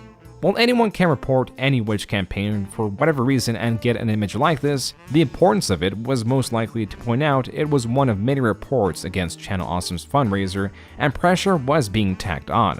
A good question that did not have a satisfactory answer, because the more it's investigated, the less reasonable it all gets. Going back to the timeline, at the start of the fundraiser in 2013 has a video promoting it, where Doug is seen in an already built set of the game show, inspired by the diner in Saved by the Bell. There is a lack of lighting, and as previously mentioned at the Anime West panel, there is a heavy echo in the room. So your money will not only go to fund this one game show, everything will go into getting our productions to you faster and better. Higher quality cameras, lights, soundproofing, starting with our weird-ass game show.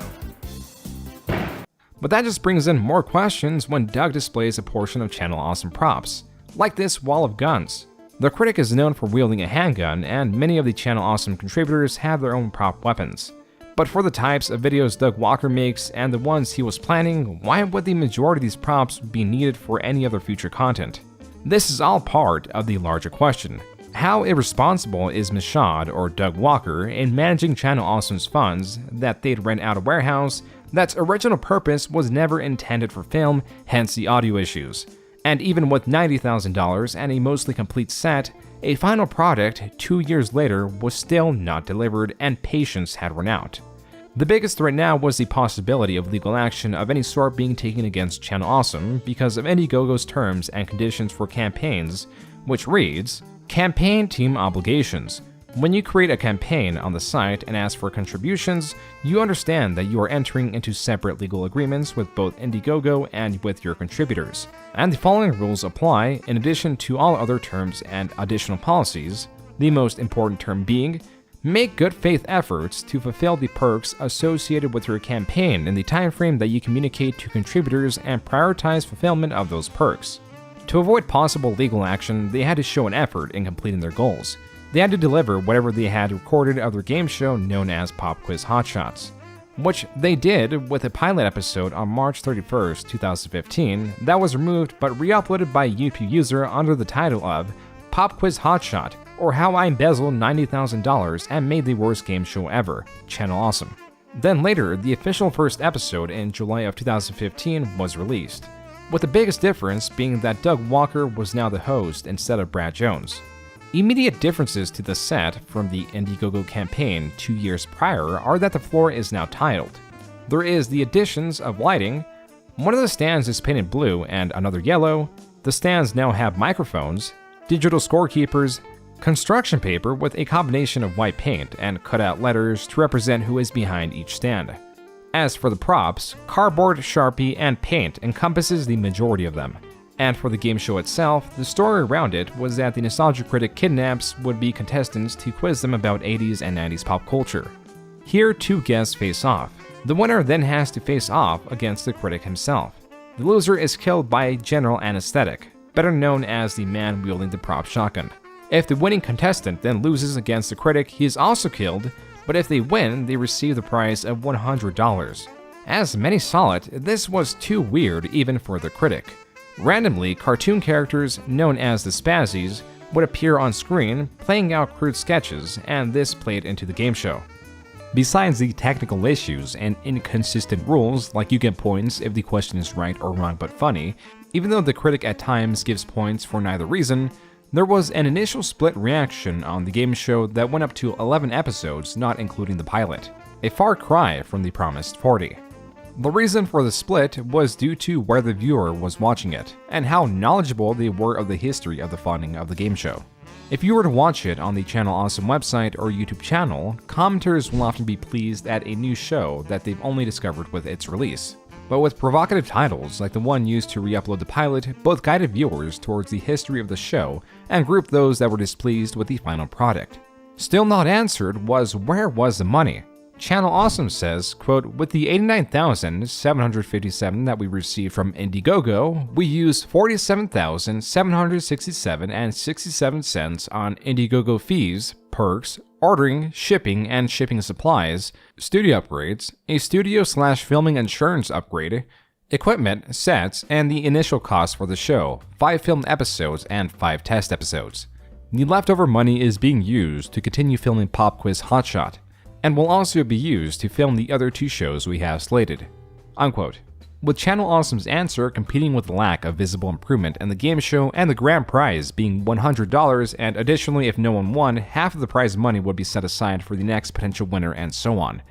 This further encouraged comments like, this looks like it was produced by a high school drama department working with a budget of $500, not by people who got $90,000. Congrats, EA, you produced the room of game shows. Okay. How about this? Everyone who donated money and isn't happy with the finished product can have an extra hour in the ball pit. The likely answer was embezzlement. Funds needed to offset the consequence of the poor financial decisions made in 2013, combined with the falling popularity of the Critic. The thing is, there were so many strange decisions that continue to stack that is often answered by the blanket statement of mismanagement, like branding. First, Doug Walker ran with 5-second movies before making the channel That Guy with the Glasses, then the Nostalgia Critic. So the website's first official URL was That Guy with the Glasses, because the focus was supposed to be more on Doug's overall content and some other creators, even though the Nostalgia Critic outperformed everything else. But then came the decision to name the company Channel Awesome. Now you have 3 names competing against each other because Channel Awesome, the chosen company name, competes directly with That Guy with Glasses. And if Michaud wanted it to be a network, why have channel in the name? This is all happening in 2009. Then in 2012, Channel Awesome actually established a YouTube channel that was supposed to contain its top performing critics, under the name of the League of Super Critics. Then because of departures and confusion of what the channel was supposed to be, the Channel Awesome YouTube channel was established and directly competed with the League of Super Critics. And though the channel name is Channel Awesome, it really only hosted Doug Walker's content and not other contributors. The names don't follow any of the rules, and their only consistency is inconsistency. A once recognizable community and somewhat recognizable brand, through the constant flow of creators leaving and new ones coming in, loses identity throughout the years and retains its real reason for its initial creation, which is a backup in case the Channel Awesome YouTube channel is removed due to copyright once more. And this was still an imposing threat, considering Doug made another video in 2016 discussing copyright abuse on YouTube, while also featuring other popular YouTube creators sharing their stories with companies' copyright abuse. With the popularity of Channel Awesome's website waning and interest in Doug Walker trickling to the Channel Awesome YouTube channel, it marked the start of a foreseeable decline. If looking at Social Blade, you find a graph that points to healthy growth of the YouTube channel, if only looking at its growth in views. If you look at its subs, you see that they are trending towards less and less every month, as longtime viewers of the website transition to YouTube. And even looking on Google Trends, the Critic is beyond his peak, even for YouTube searches. Still, Doug Walker was able to maintain views thanks to his long-running series and continued fan dedication towards his craft, up until April 2018, at a time that it's arguable Channel Awesome had more attention than they've ever had. And when such a thing happens, suddenly it's hardly ever for a good thing. And so was the case for the Not So Awesome document, initially released April 2nd, 2018. Throughout the 73-page Google Doc, the word arrogant is used twice. The word incompetent is used once. They truly require no use, as this document paints either Mike Michaud or Doug Walker one way or another through the many stories told corroborating similar tactics and attitudes among the two. This document, developed by 21 contributors, some anonymous, others well known for being among the most popular creators on the website, to reference the forward, this document has multiple purposes that different contributors may have, like the public deserving to know of their mistreatment, to concentrate their grievances under one document, as many of this has been aired out but has been difficult to discover, and to change the management and/or receive an apology from Channel Awesome. It also acts as a warning, not just for those seeking to join Channel Awesome, but also to be aware of mistreatment in companies like it. The way it's sectioned is by contributor stories, and due to the length of this document, it will be summarized with some accounts skipped over. To account for that, the link will be in the description of the video. First to be discussed is Mike Ellis, one of the founders of Channel Awesome that left the website long ago. Besides being described as someone that would typically lose their temper, Mike Ellis has accusations against him for SA. First, we'll discuss the ones brought forward by Sean Foss, talking about a night where Mike Ellis was supposedly intoxicated talking to Sean through text on Skype. While it was not irregular for these chats to happen, the irregular aspect was Ellis's supposed sexual aggression. Quote-unquote, this conversation quickly turned one-sided and even more uncomfortable as he went on telling me all the things he wanted to do to me, the things he wanted me to do to him. Just give him a shot, he said. This went on for 2 hours. I typed not one word to him, but he had a conversation with himself. Sean, enduring this monologue, was extremely uncomfortable and showed Mike Michaud, saying, quote-unquote, look what this guy's doing. I'm super freaked out. To where Michaud responded, quote-unquote, damn it, I told him he couldn't be doing this shit. I'll take care of it. This alludes to Mike Ellis being a repeat offender and not being fired after whatever his first offense was. Yet this wasn't the only account of Mike Ellis's unwanted actions. Holly Brown, an ex-site administrator at Human Resources, tells her own story about Mike Ellis being quote-unquote upset that I would not pursue a relationship with him. He was married. Her bringing this to light likely influenced Mike Ellis's firing, the result of which had Michaud and others fearing for Holly's safety. Their reaction was to place her in a safe house for a few days in fear of potential retaliation by Mike Ellis. Holly also described being escorted by the Channel Awesome crew to her house, where the members wielded baseball bats and one even wielded a sword before switching to more conventional deterrents like pepper spray. She also tells a story about how Doug tested the pepper spray in a kitchen sink, to where the result of the experiment, quote-unquote, didn't go well. While one of the mics, being Mike Ellis, was fired for his conduct that was allegedly for another legal reason, the other Mike, Mike Michaud, the CEO of Channel Awesome, continued to have complaints of mismanagement compounded against him. We'll open first with the complaints by Alison Pregler, known as Obscurus Lupa, the person that was removed by Mike Michaud for being 15 minutes late to an unscheduled meeting. The way Allison describes Channel Awesome is nothing short of chaos, confusion, and inefficiency, with Michaud taking the title of CEO but not acting in a way that warrants it. Whether it was for his inaction in firing Mike Ellis that allegedly continued his conduct for at least 2 years, or even an unnamed producer who allegedly groomed fans and story was kept secret. For a more broad complaint came the decision to have all communication done via a Skype group chat where Michaud disappeared for long periods of time, foregoing individual channels like email, allowing for complaints or other messages to be overtaken by new messages and complaints to be forgotten. There were sometimes smaller chats established within Skype for discussion, but they were done more frequently to reprimand someone. There is a bit of a timeline of communication evolving, with the key point being the firing of Holly Brown, who worked HR and as the website administrator. She starts her section by stating that though she was HR, she was hardly ever listened to. In her section, she reinforces the inconsistencies of management in things like rule enforcement and firings. She also claims she was the only person, due to her actually being employed for website operation, asked to work every day of the year, weekends, holidays, vacations, and even days she had surgery. Besides Michaud, she claims she was the only person who knew how to update the website. Regardless, she was let go in a way that further soured how people looked at Channel Awesome administration. The reason, as per her doctor's orders, as she had just had surgery, she refused to drive to the Channel Awesome studio. What followed was her immediate firing, which no reason was provided for. To add salt to the wound, she signed a contract after she was fired in order to receive severance pay. Quote-unquote, this contract would bar me from working in the industry for 3 years. Adding, I was scared of pursuing anything legal against them because I was chronically ill, unemployed, and they had recently accumulated $90,000 after their Indiegogo campaign. With her lost and prior decisions made to have the website on one drive, which quote-unquote lost a bunch of stuff in 2010 or 11 because it only existed on a single drive. This theme of trying to overshoot but then underdeliver was a continued theme for the website.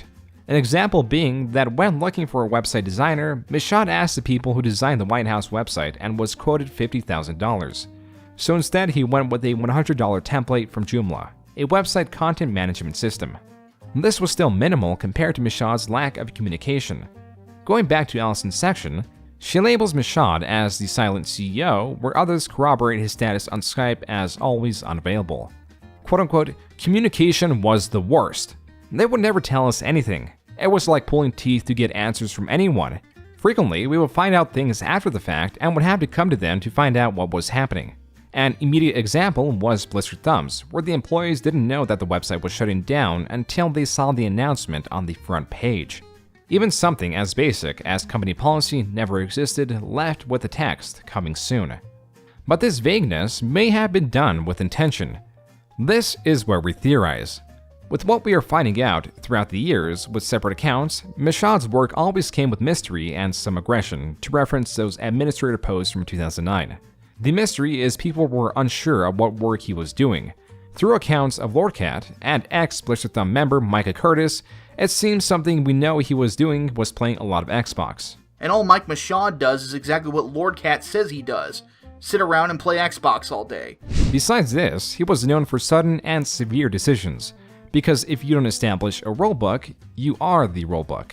The rules have changed. They can be rewritten, applied, overturned however you see fit. It gives you a decent amount of control. The problem comes when people catch on and notice inconsistencies and further question your leadership, due to both inaction and bias. Take, for example, Dr. Gonzo's interaction with Mashad. For context, there was a point that Channel Awesome was transparent with viewership numbers. But with the removal of that, some creators were left in the dark about how well their videos were performing.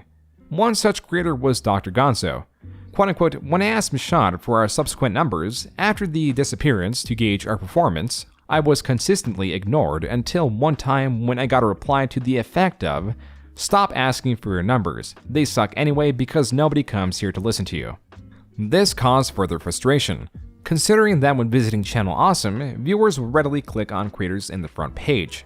Those slots, often taken by established creators like the Critic or Linkara, even when scheduled months in advance, the established creators always took preference, leaving an issue where new creators had difficulty establishing themselves due to lack of promotion. But it seems Mashad blamed the lack of success on the creators themselves rather than that lack of promotion. When Dr. Gonzo pointed this out to Mashad, he replied with, quote-unquote, "Why do you care? Nobody listens to you anyway. Your numbers suck, it doesn't matter if you go on the front page." At one point, Dr. Gonzo claims to have lost their credentials to the site back end due to a laptop crash. Though Gonzo allegedly sent numerous emails to Mashad to regain access, they were ignored. Without the ability to upload and Mashad not responding, a couple months later, Gonzo and team was cut from the website. This similar sudden removal was akin to Allison's removal, or when Mars Girl was allegedly scolded by Mashad for making her own blip channel that hosted her videos rather than providing the videos to be uploaded to Channel Awesome's blip. Even though another contributor, Linkara, was able to host his own without repercussion. Quote-unquote, and that I did it because Linkara was doing it, did he finally back off. And from this point forward, I began contributing videos from my own upload links. I was never paid for any of my early contributions. Early contributions meaning any videos she uploaded to Channel Awesome's blip channel. As the site grew, according to Lewis Lovehog, better known as Linkara, Mashad also gave up the role of moderator of the forums, leaving the increasingly difficult task to Matthew Buck, better known as Filmbrain. As Lewis describes it, quote-unquote, the fact that they were unwilling to bring on anyone with seasoned moderator experience from the get-go, relying instead on a producer who was doing his own show is incredibly unprofessional given their desires for expansion. Though after the removal of Allison and others in 2015, Mashad and Rob Walker, quote-unquote, organized calls to each of the producers. I believe they're trying to assuage people's concerns about the site or directly answer questions to people. On the top of Lewis's outlined complaints was improved communication, which was then ignored. These complaints were especially shocking to many because with the hierarchy that was Channel Awesome, there was the assumption that the top performing creators like Linkara got preferential treatment. That may have been the case with promotion, but not with much else, like access to the Channel Awesome studio.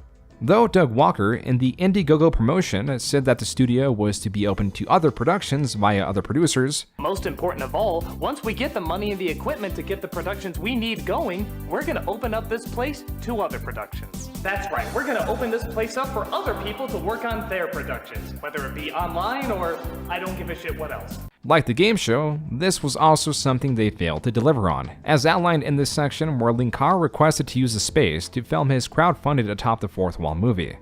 Weighing their other options, they found they could use a sixth of the budget, or $10,000 to rent a studio, or request access to Channel Awesome Studio. Quote-unquote, Rob was amenable to the idea, but Mashad flat out refused.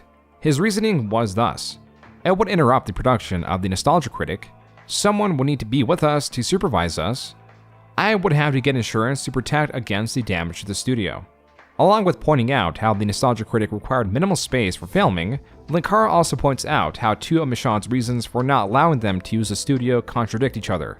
If they were required to get insurance, why would they also need to be supervised if the insurance would already cover potential risks?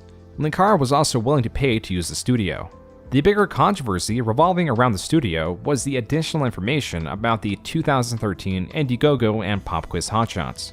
Before the Indiegogo was started, something that delayed the game show was the trouble they had sound dampening the studio that was most likely not meant for filming, but was chosen for such a reason anyway. The Indiegogo was launched, and now it is revealed that even with $90,000, it was still a persistent issue. So much so that Allison claims they filmed quote-unquote at least a dozen versions of the pilot and test episodes. They tried to rig the questions so the contestant would win, but accidentally switched the cards so it went in Doug's favor. Doug splits the prize, a $100 gift card. Additionally, Allison adds, they had to be told to have prizes by Holly. The game show was Michaud's idea and no one else wanted to do it.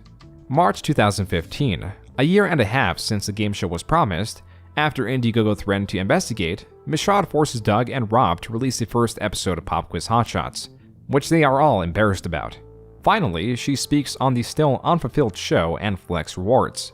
Quote-unquote, after 12 episodes, the show was cancelled because that legally covers them as an effort to fulfill their Indiegogo goals. Awesome Comics begins production using the old game show set in March 2016 and ends March 2017. The gaming gauntlet never materializes. These are a portion of testimonies of Michaud's questionable decisions and overall lack of communication. Still, many of the issues contributors had was management as a whole. With Michaud underperforming in his role, it may have also brought down Doug's image, especially with the first account stating that Michaud quote-unquote owns the IP of the nostalgic critic character and is a majority shareholder in the company. But it turns out he didn't have to because Doug is mentioned almost equally in this document, with the largest complaints relating to the anniversary movies. The reason why it's the movies is Doug Walker, while he still partakes in business meetings and though he is the literal face of Channel Awesome, considers himself as talent. Hence Michaud's easily accessible role as the head of Channel Awesome. Foregoing such a role speaks a lot of Doug's ambitions and how he sees himself. Because through this document, as much as it talks about how much Michaud doesn't do, the one thing that he undeniably provides, even if it's to the detriment of Channel Awesome, is direction. He helps steer the ship, typically into more trouble as we're seeing in this document. But what makes it all the more interesting is how little interest he shows in doing his job through these testimonies, as it becomes clear that managing Channel Awesome is a job that no one wants to do. As the day-to-day responsibilities, starting with Doug, since the beginning were passed to Michaud, then Michaud passes many of those responsibilities to employees and producers alike.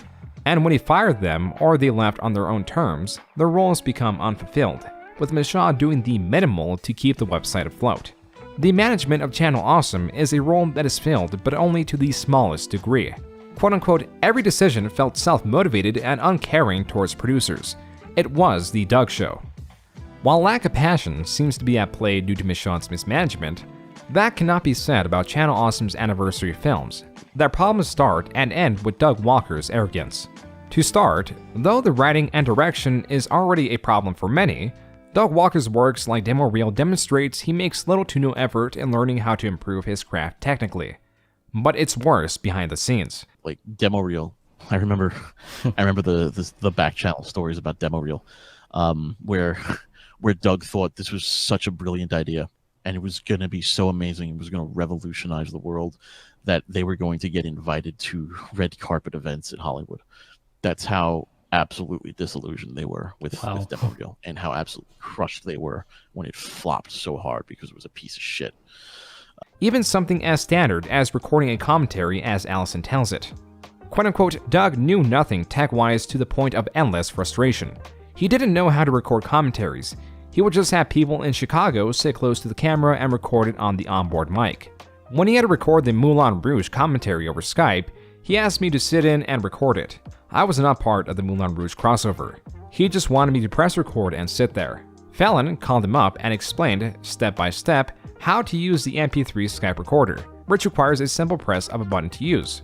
He ended up calling Nash and having him record it. This technical ignorance and unwilling to learn could have been seen as a one-time situation, but as mentions continue of Doug Walker in the document, it is apparent that that is not the case, as this was a core issue in the production of the anniversary movies. Movies that, to start, and to stick largely with Allison's detailed experiences with movies, there is some debate when it comes to these grievances, as the contributors were given the choice to partake in them. It was never mandatory, and some complaints during filming were taken into consideration.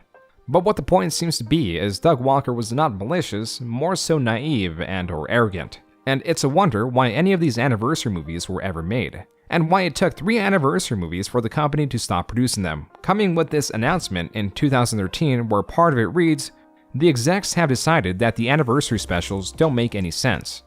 Even without further anniversary movies, there was so much lore behind the existing ones, and for those that were invested to the point of listening to those tracks, they'd find Spoonie's commentary track like the one about Kikassia and some of the filming environment. There was such a stiff wind all the time that before you knew it, I would reach up after like 2 hours and feel my lips.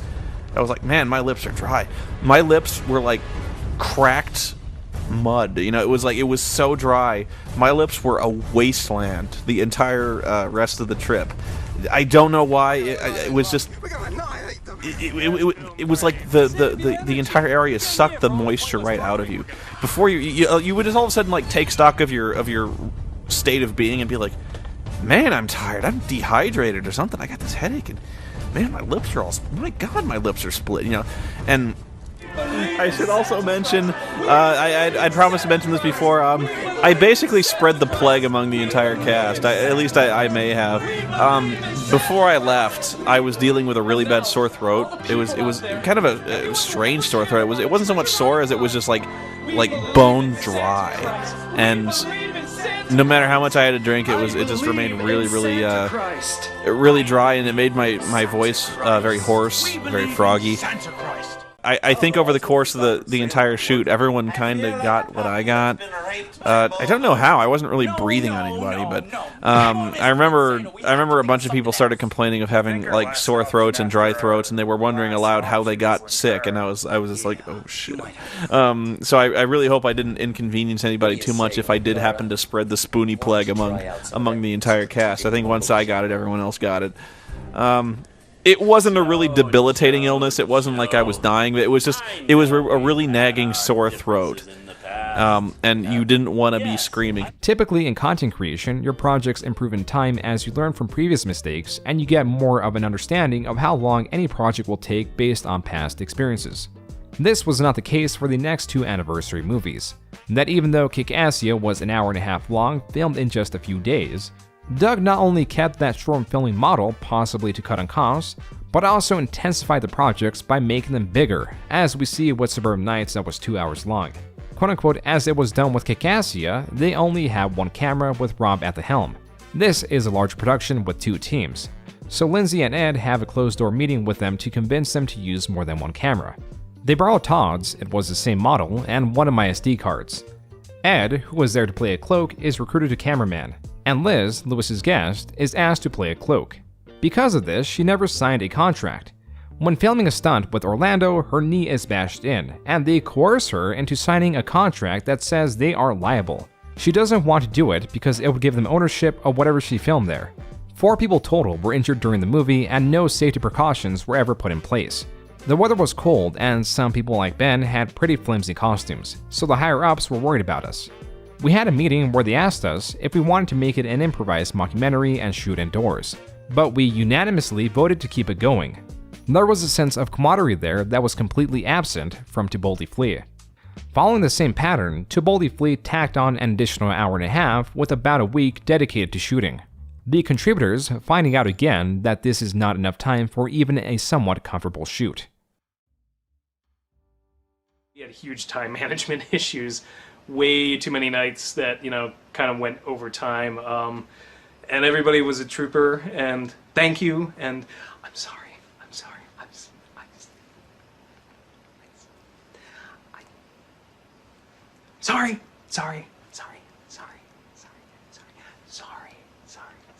Really what happened this time was there was just so much more to do than what was in Suburban Nights. And Suburban Nights was sort of limited by being outdoors, and so we basically had the daylight to do everything. If we didn't get it done afterwards, then we had to do it the next day.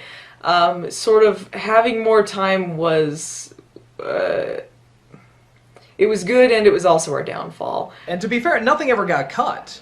And we did shoot all the scenes by me. We're talking like getting up at whatever, 6 o'clock in the morning and going to, on some nights it was like till 2 a.m.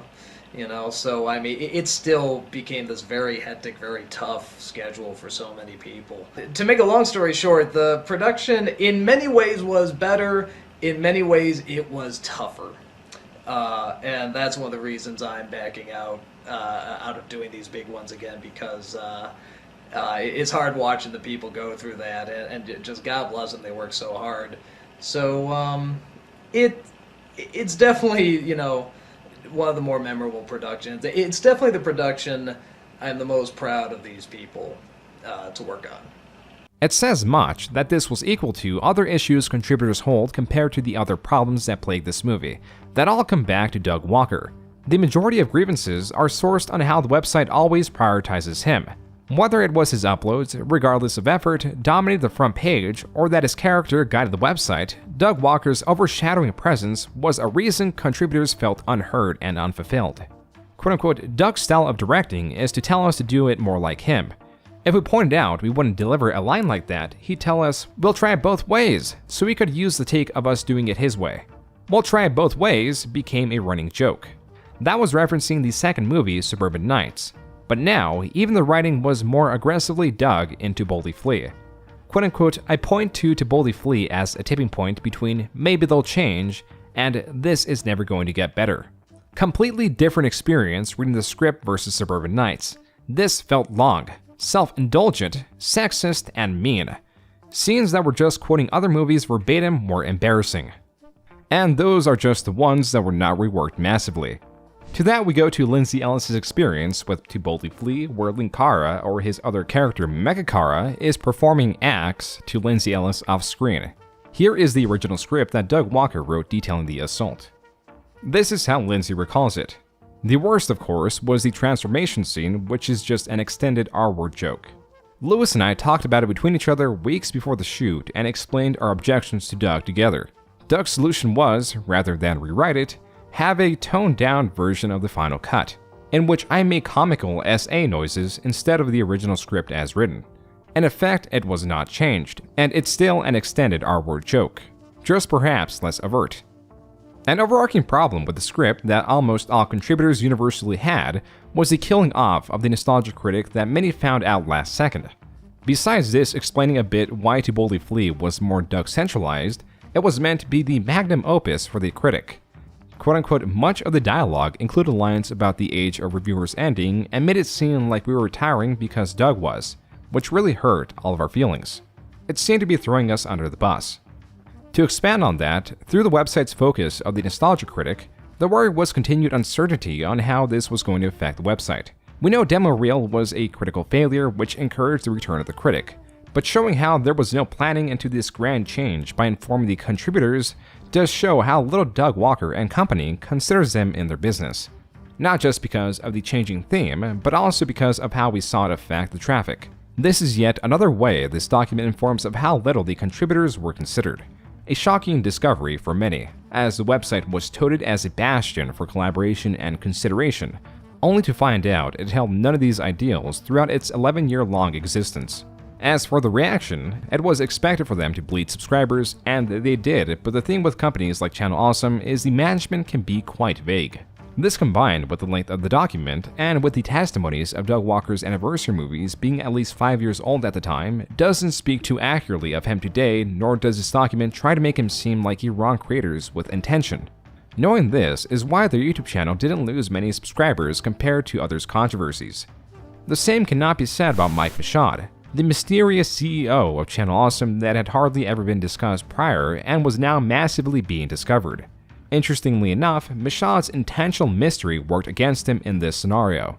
To expand beyond the not-so-awesome document, we've seen countless hours of Doug in various scenarios that speak differently to his character.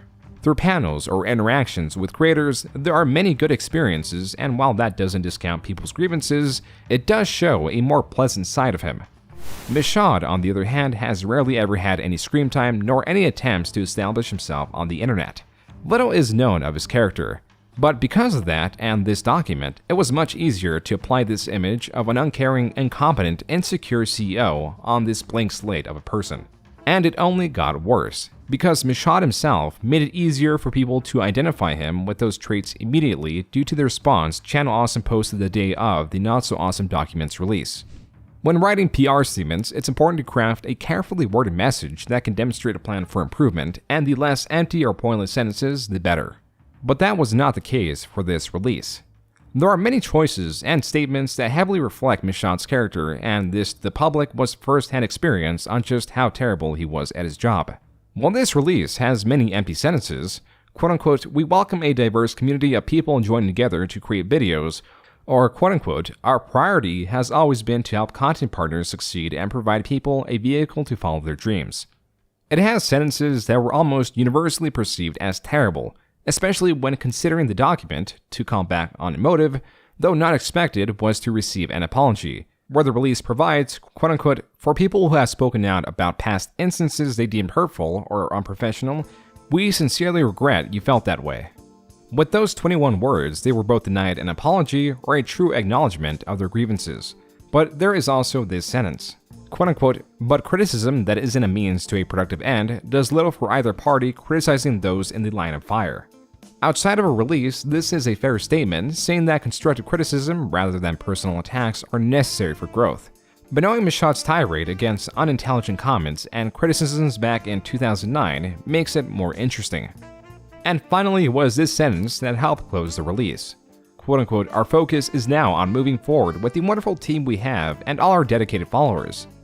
This aged particularly poorly, considering the mass exodus of Channel Awesome contributors from the fallout possibly helped by the statement that was almost universally hated. It is never a good sign when comments outnumber likes on Twitter. It is even worse when you get creators like Frederick Knudsen, who is known for videos on obscure topics and his impartial attitude towards them, has a strong opinion on the statement. This is so disgusting. I know I usually try to keep my opinions to myself, but this is embarrassing. The relevance is Knudsen, 2 days after the first version of the document's release, live-streamed reading through it, where it averaged around 11,000 viewers and at one point was #1 on YouTube livestream trending. Following this, many creators released videos resigning, recounting their experiences both positive and negative. And some that were involved, like Allison, made a video giving more detail to their testimonies. If you read the document, you'll see that about 99% of the problems are from Mike Michaud. He's a terrible manager, and he's a bully and a misogynist, and he just should not be in this position of power. 9 days after the release of the document, Channel Awesome released their official response. While it does have some positively received sections like, quote-unquote, we're always trying to improve ourselves both personally and professionally. And moving forward, we will implement mandatory sensitivity training for all staff to ensure we maintain a culture of respect for all employees. This response also provides screenshots showing that producers weren't as combative against certain decisions as they come across in the not-so-awesome document.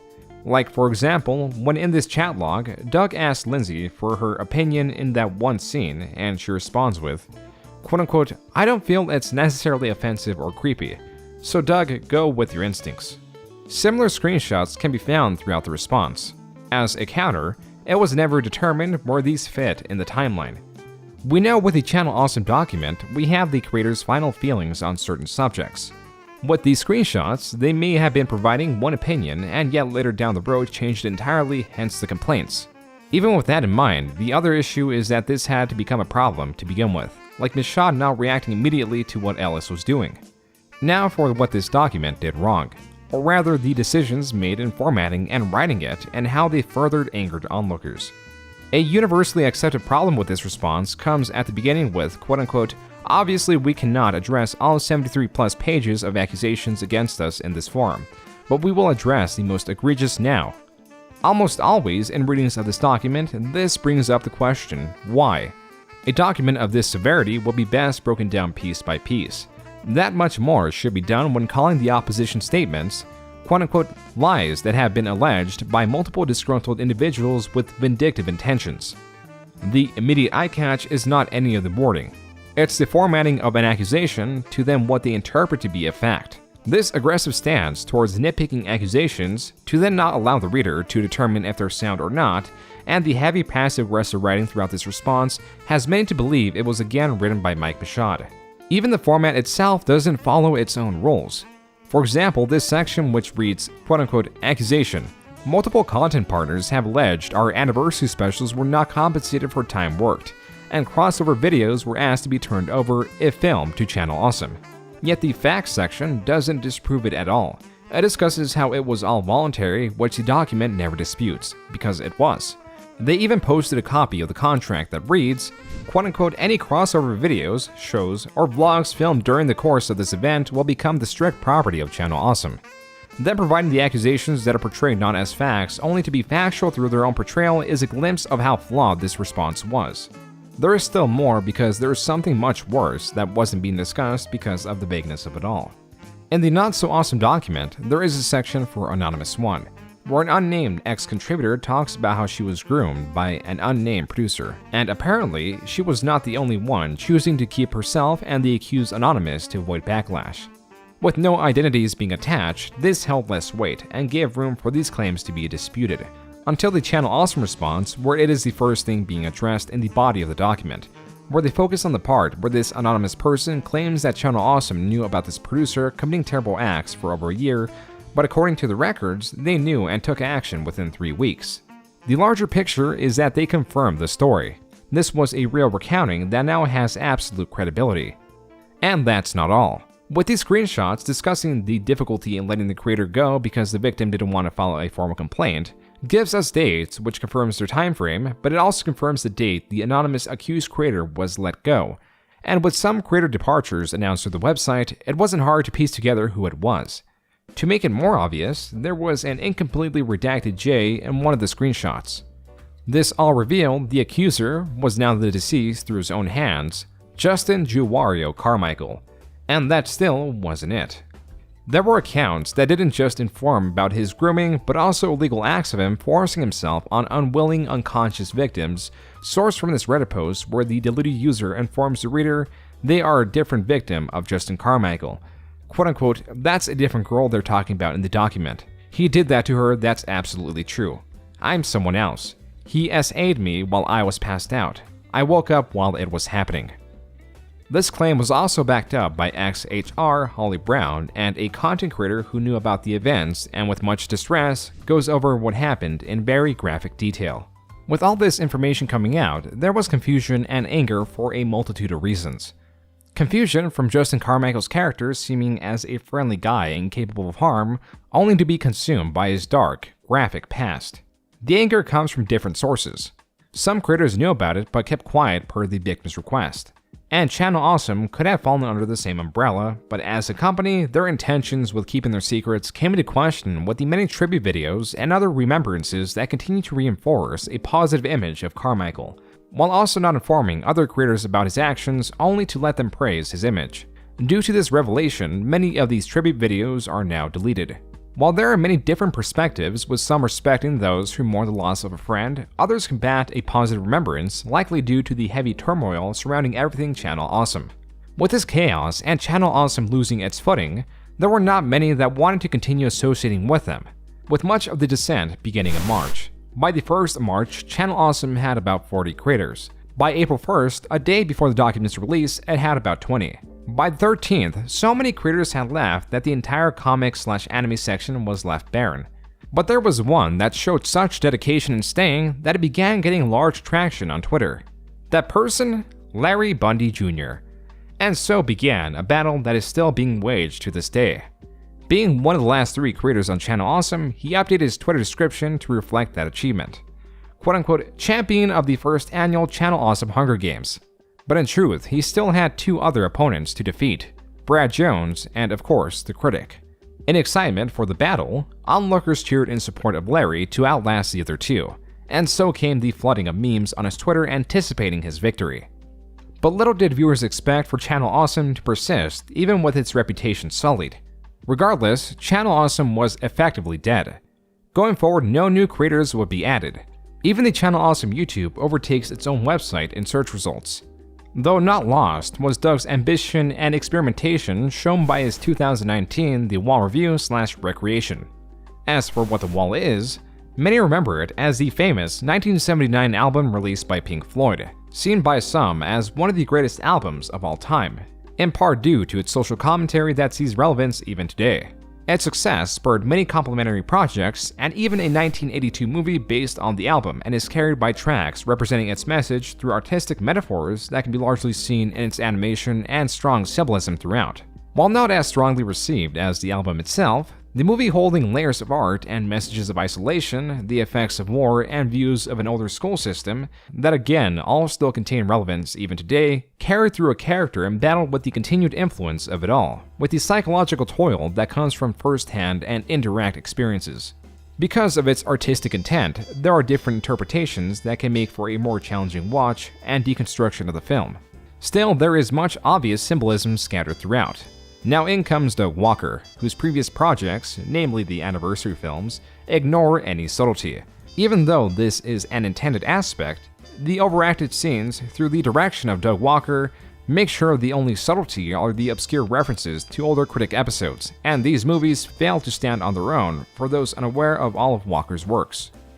They, as they age, become incomprehensible as they reach a larger audience critical of Doug's work, as the Channel Awesome anniversary films are obscure, but not a challenge to deconstruct, and instead demonstrate to many Doug Walker's misplaced efforts.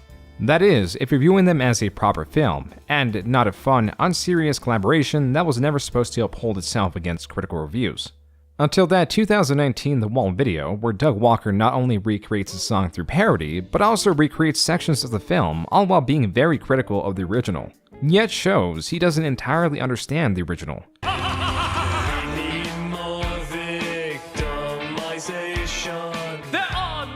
Teachers, not one, not even by accident. We need more stuff to rebel. We don't want to help you, we just want to eat your blood and suck your brains. No, our education system's broke. Wait, maybe it's the other way around. I don't know, I got a high school education. This is pandering like hell. Hey, so you invited me up here, what you want to do? Just watch TV. You invited me up here to literally watch TV? I'm a successful musician with millions. How can you expect me to be happy? This is gonna be another one of those slow mopey songs, isn't it? Yes. I know that. Don't worry, I have a slow mopey song here too. Hey you. Oh my God, doesn't this remind you of Jesus? I'm like Jesus. I'm Jesus. Feel sorry for me. I'm Jesus. Besides the massive amount of dislikes his video has accumulated, showing just how much people disapprove of his review/recreation, there exists a sea of reviews all criticizing his video. And like the anniversary films, this one is heavily laden with green screen use, lack of subtlety, and strange decisions. Some of the more interesting and better received ones are the inclusion of Slipknot frontman Corey Taylor and his son, and the closing section that includes detailed animation that was a collaboration done by the YouTube channel Fena, known for its furry characters. But due to any furry character often being referenced to the furry fandom and their activities, seeing an animated Doug Walker standing next to these creations brought on more obscurity. Even if the intent was to have them represent some of the monsters in The Wall while also criticizing them, made for a difficult comparison, as the channel Folding Ideas states in their breakdown of both The Wall and Doug Walker's The Wall. Doug wants to be a filmmaker. He wants to make art, but he can't because he's a fundamentally incurious person who isn't much interested in what other people think or feel, and all his ideas boil down to, what if Batman met Mario? Slapstick focuses on the most important rule of comedy, that all comedy in one way or another is based on misery. The problem with using Fena's horny edgelord steampunk furry OCs is that they actually are underdeveloped. If there's even an attempt at using them in a metaphorical fashion, then that's lost in the clear specificity of the crossover. They're not present in any meaningful capacity through the rest of the review. They don't represent anything substantive, and they are, for the most part, awful, overbaked designs for one-note characters. Fills me with an urge to decapitate! So you're going to have this over-designed horny rat thing lecture about how The Wall is all style over substance, devoid of intellectual development, then alien big titty goth girlfriend calls the movie lazy. And when I heard you were reviewing the much to be desired Wall, I figured I'd throw my own tuppence. Style over substance, showcasing a bunch of weird creatures and worlds, not a drop of intellectual development.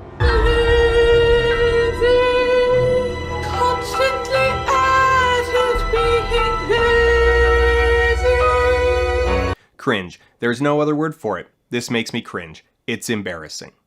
Many creators making reviews like this were already aware of what was now Doug Walker's solidified habits of creating poorly received ambitious works. It was yet another brick in the wall. It was proof of how little his works had changed, painfully magnified by the internet's continual evolution in content.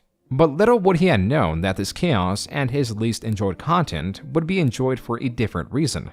If we take the movie The Room for example, though it's been defined as a black comedy, its vision was for a dramatic film.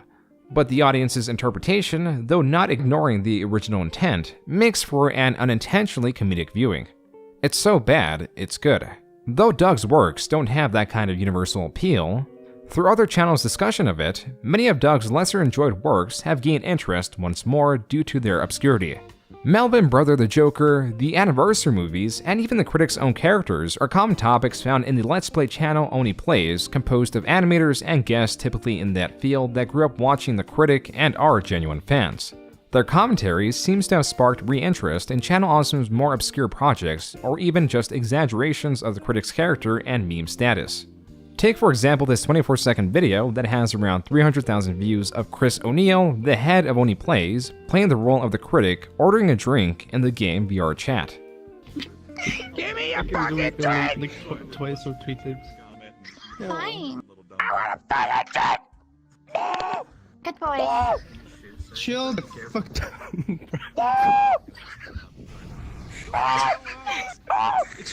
This is just a taste. A more focused release would be the hour and 20-minute long compilation that rips select moments of them referencing old Channel Awesome sketches and movies. But this is taken yet another step further. To add more production value, Oni, coming from the animation community and being established on YouTube, also has many fan animators that animate certain moments in these Let's Plays for a more complete visual experience, like this one poking fun at the Critic's criticisms. When Hercules gets like famous, there's a joke about he's got merchandise of like McDonald's cups basically. Like there's weird modern day references. Which are the health in this. Yeah. That's my point. Oh, fuck off! That's the nostalgia critic hatred. I hate his criticisms of that movie because he's like, "What? It looks like Vegas. Why does it look like Vegas?" And it's like, because Vegas looks like Greece. You fucking idiot. But he goes to Egypt and he's like, "This looks just like the Luxor." There was a thing he was shitting on recently that he didn't understand. He literally shits on jokes he doesn't get. He's like, "How is that funny? I don't get it." It's like, it's because that's the point. I don't get it. But one of, if not the most popular animation, focuses more on an ex-Channel Awesome member that is also the topic of conversation in Oni Plays, Linkara, who was one of Channel Awesome's top performers, is now more recognized from the gif of him running towards the camera with scenery moving awkwardly in the background. Don't you talk about me, you son of a bitch. Who said that? What is that? It's what me, is that? the Lightbringer. Look, there he is. There he is. Get him out of here. Get him the hell out of here. Then it cuts to the audience beating shit out of him. Fucking ripping his jacket up. Throw him out in the cold. Don't give him his jacket. Don't give Meanwhile, Doug Walker's just looking on going, he's going, build that wall!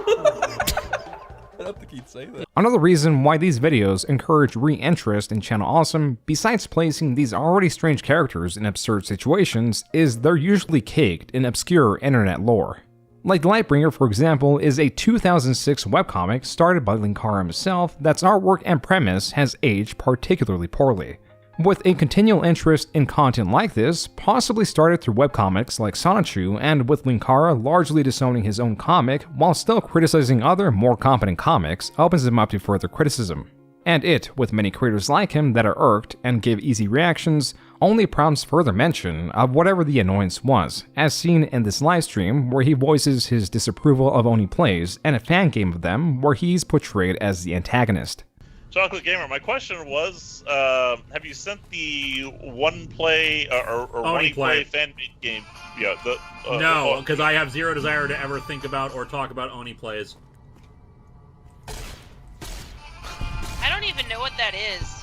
They are a YouTuber who is the one who constantly mocks me, makes fun of me, and apparently they do an impression of me that is. That everyone loves. Everyone has to point out, wow, his impression of you is so accurate. And he's the one who popularized people calling me the Lightbringer, based off of my crappy old webcomic. So, screw him. His entire reaction is the pinned comment of this video, accurate with stutters and pauses. This reaction is often contrasted with Doug Walker's approval of Oni's portrayal of him. You know, you've done this long enough to the point where, as with anybody who becomes popular, you know, especially to the level that you have, you know, you've been a point of criticism, anywhere from parody to actual criticism. You know, there's someone that people might know this person. Oni plays. You know, people have given you some slight ribbing. You know, people have teased you a little bit, mocked you in a fun way. Yeah, of course. Yeah. Here's someone doing your screen. This is Oni plays doing your screen. Do Doug Walker yelling. and you've always had a good sense of humor about.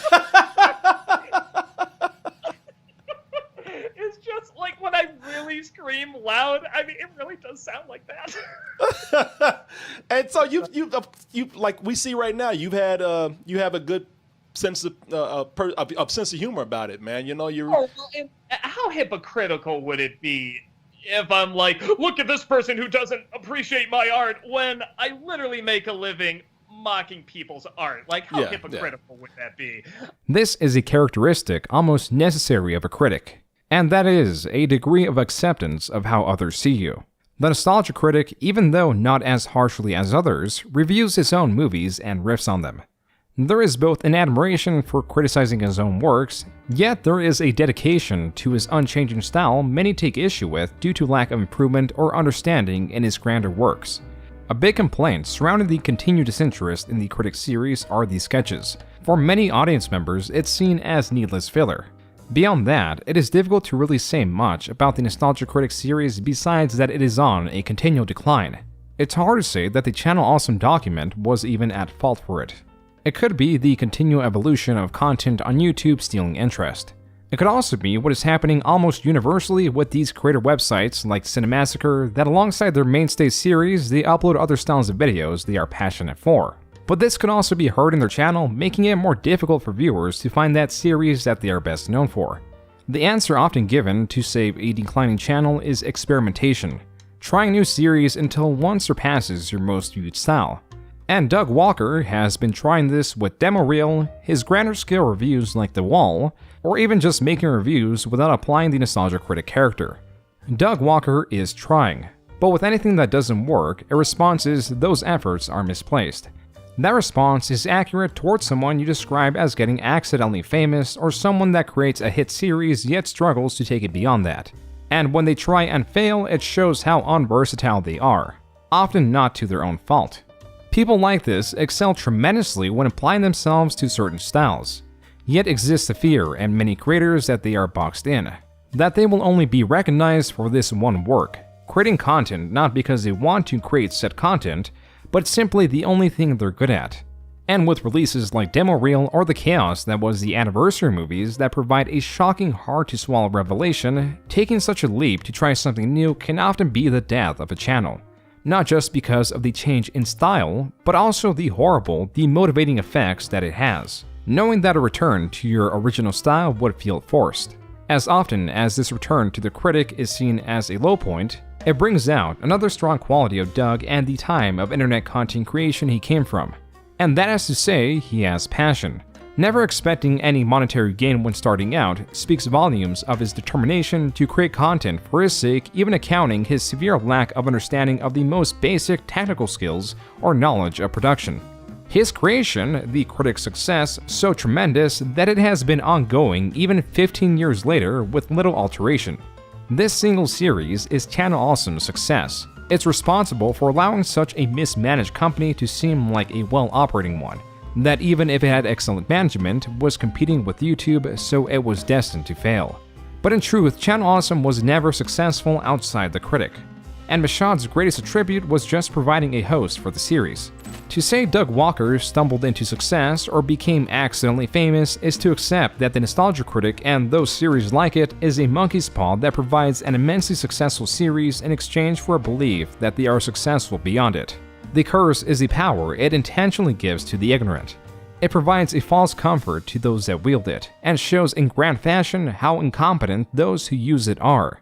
Even now it wears, with Channel Awesome on a continued fall that tells a future of a financially unsupportable series, with each year the view counts on average dropping by 2 million. Its fall, when applied to Michaud, can be seen as deserved. When applied to Doug Walker, with his kind nature but arrogant works, it can be seen as tragic. But as for the series itself and how long it has lasted online, it is nothing but a success, and nostalgic in its own right.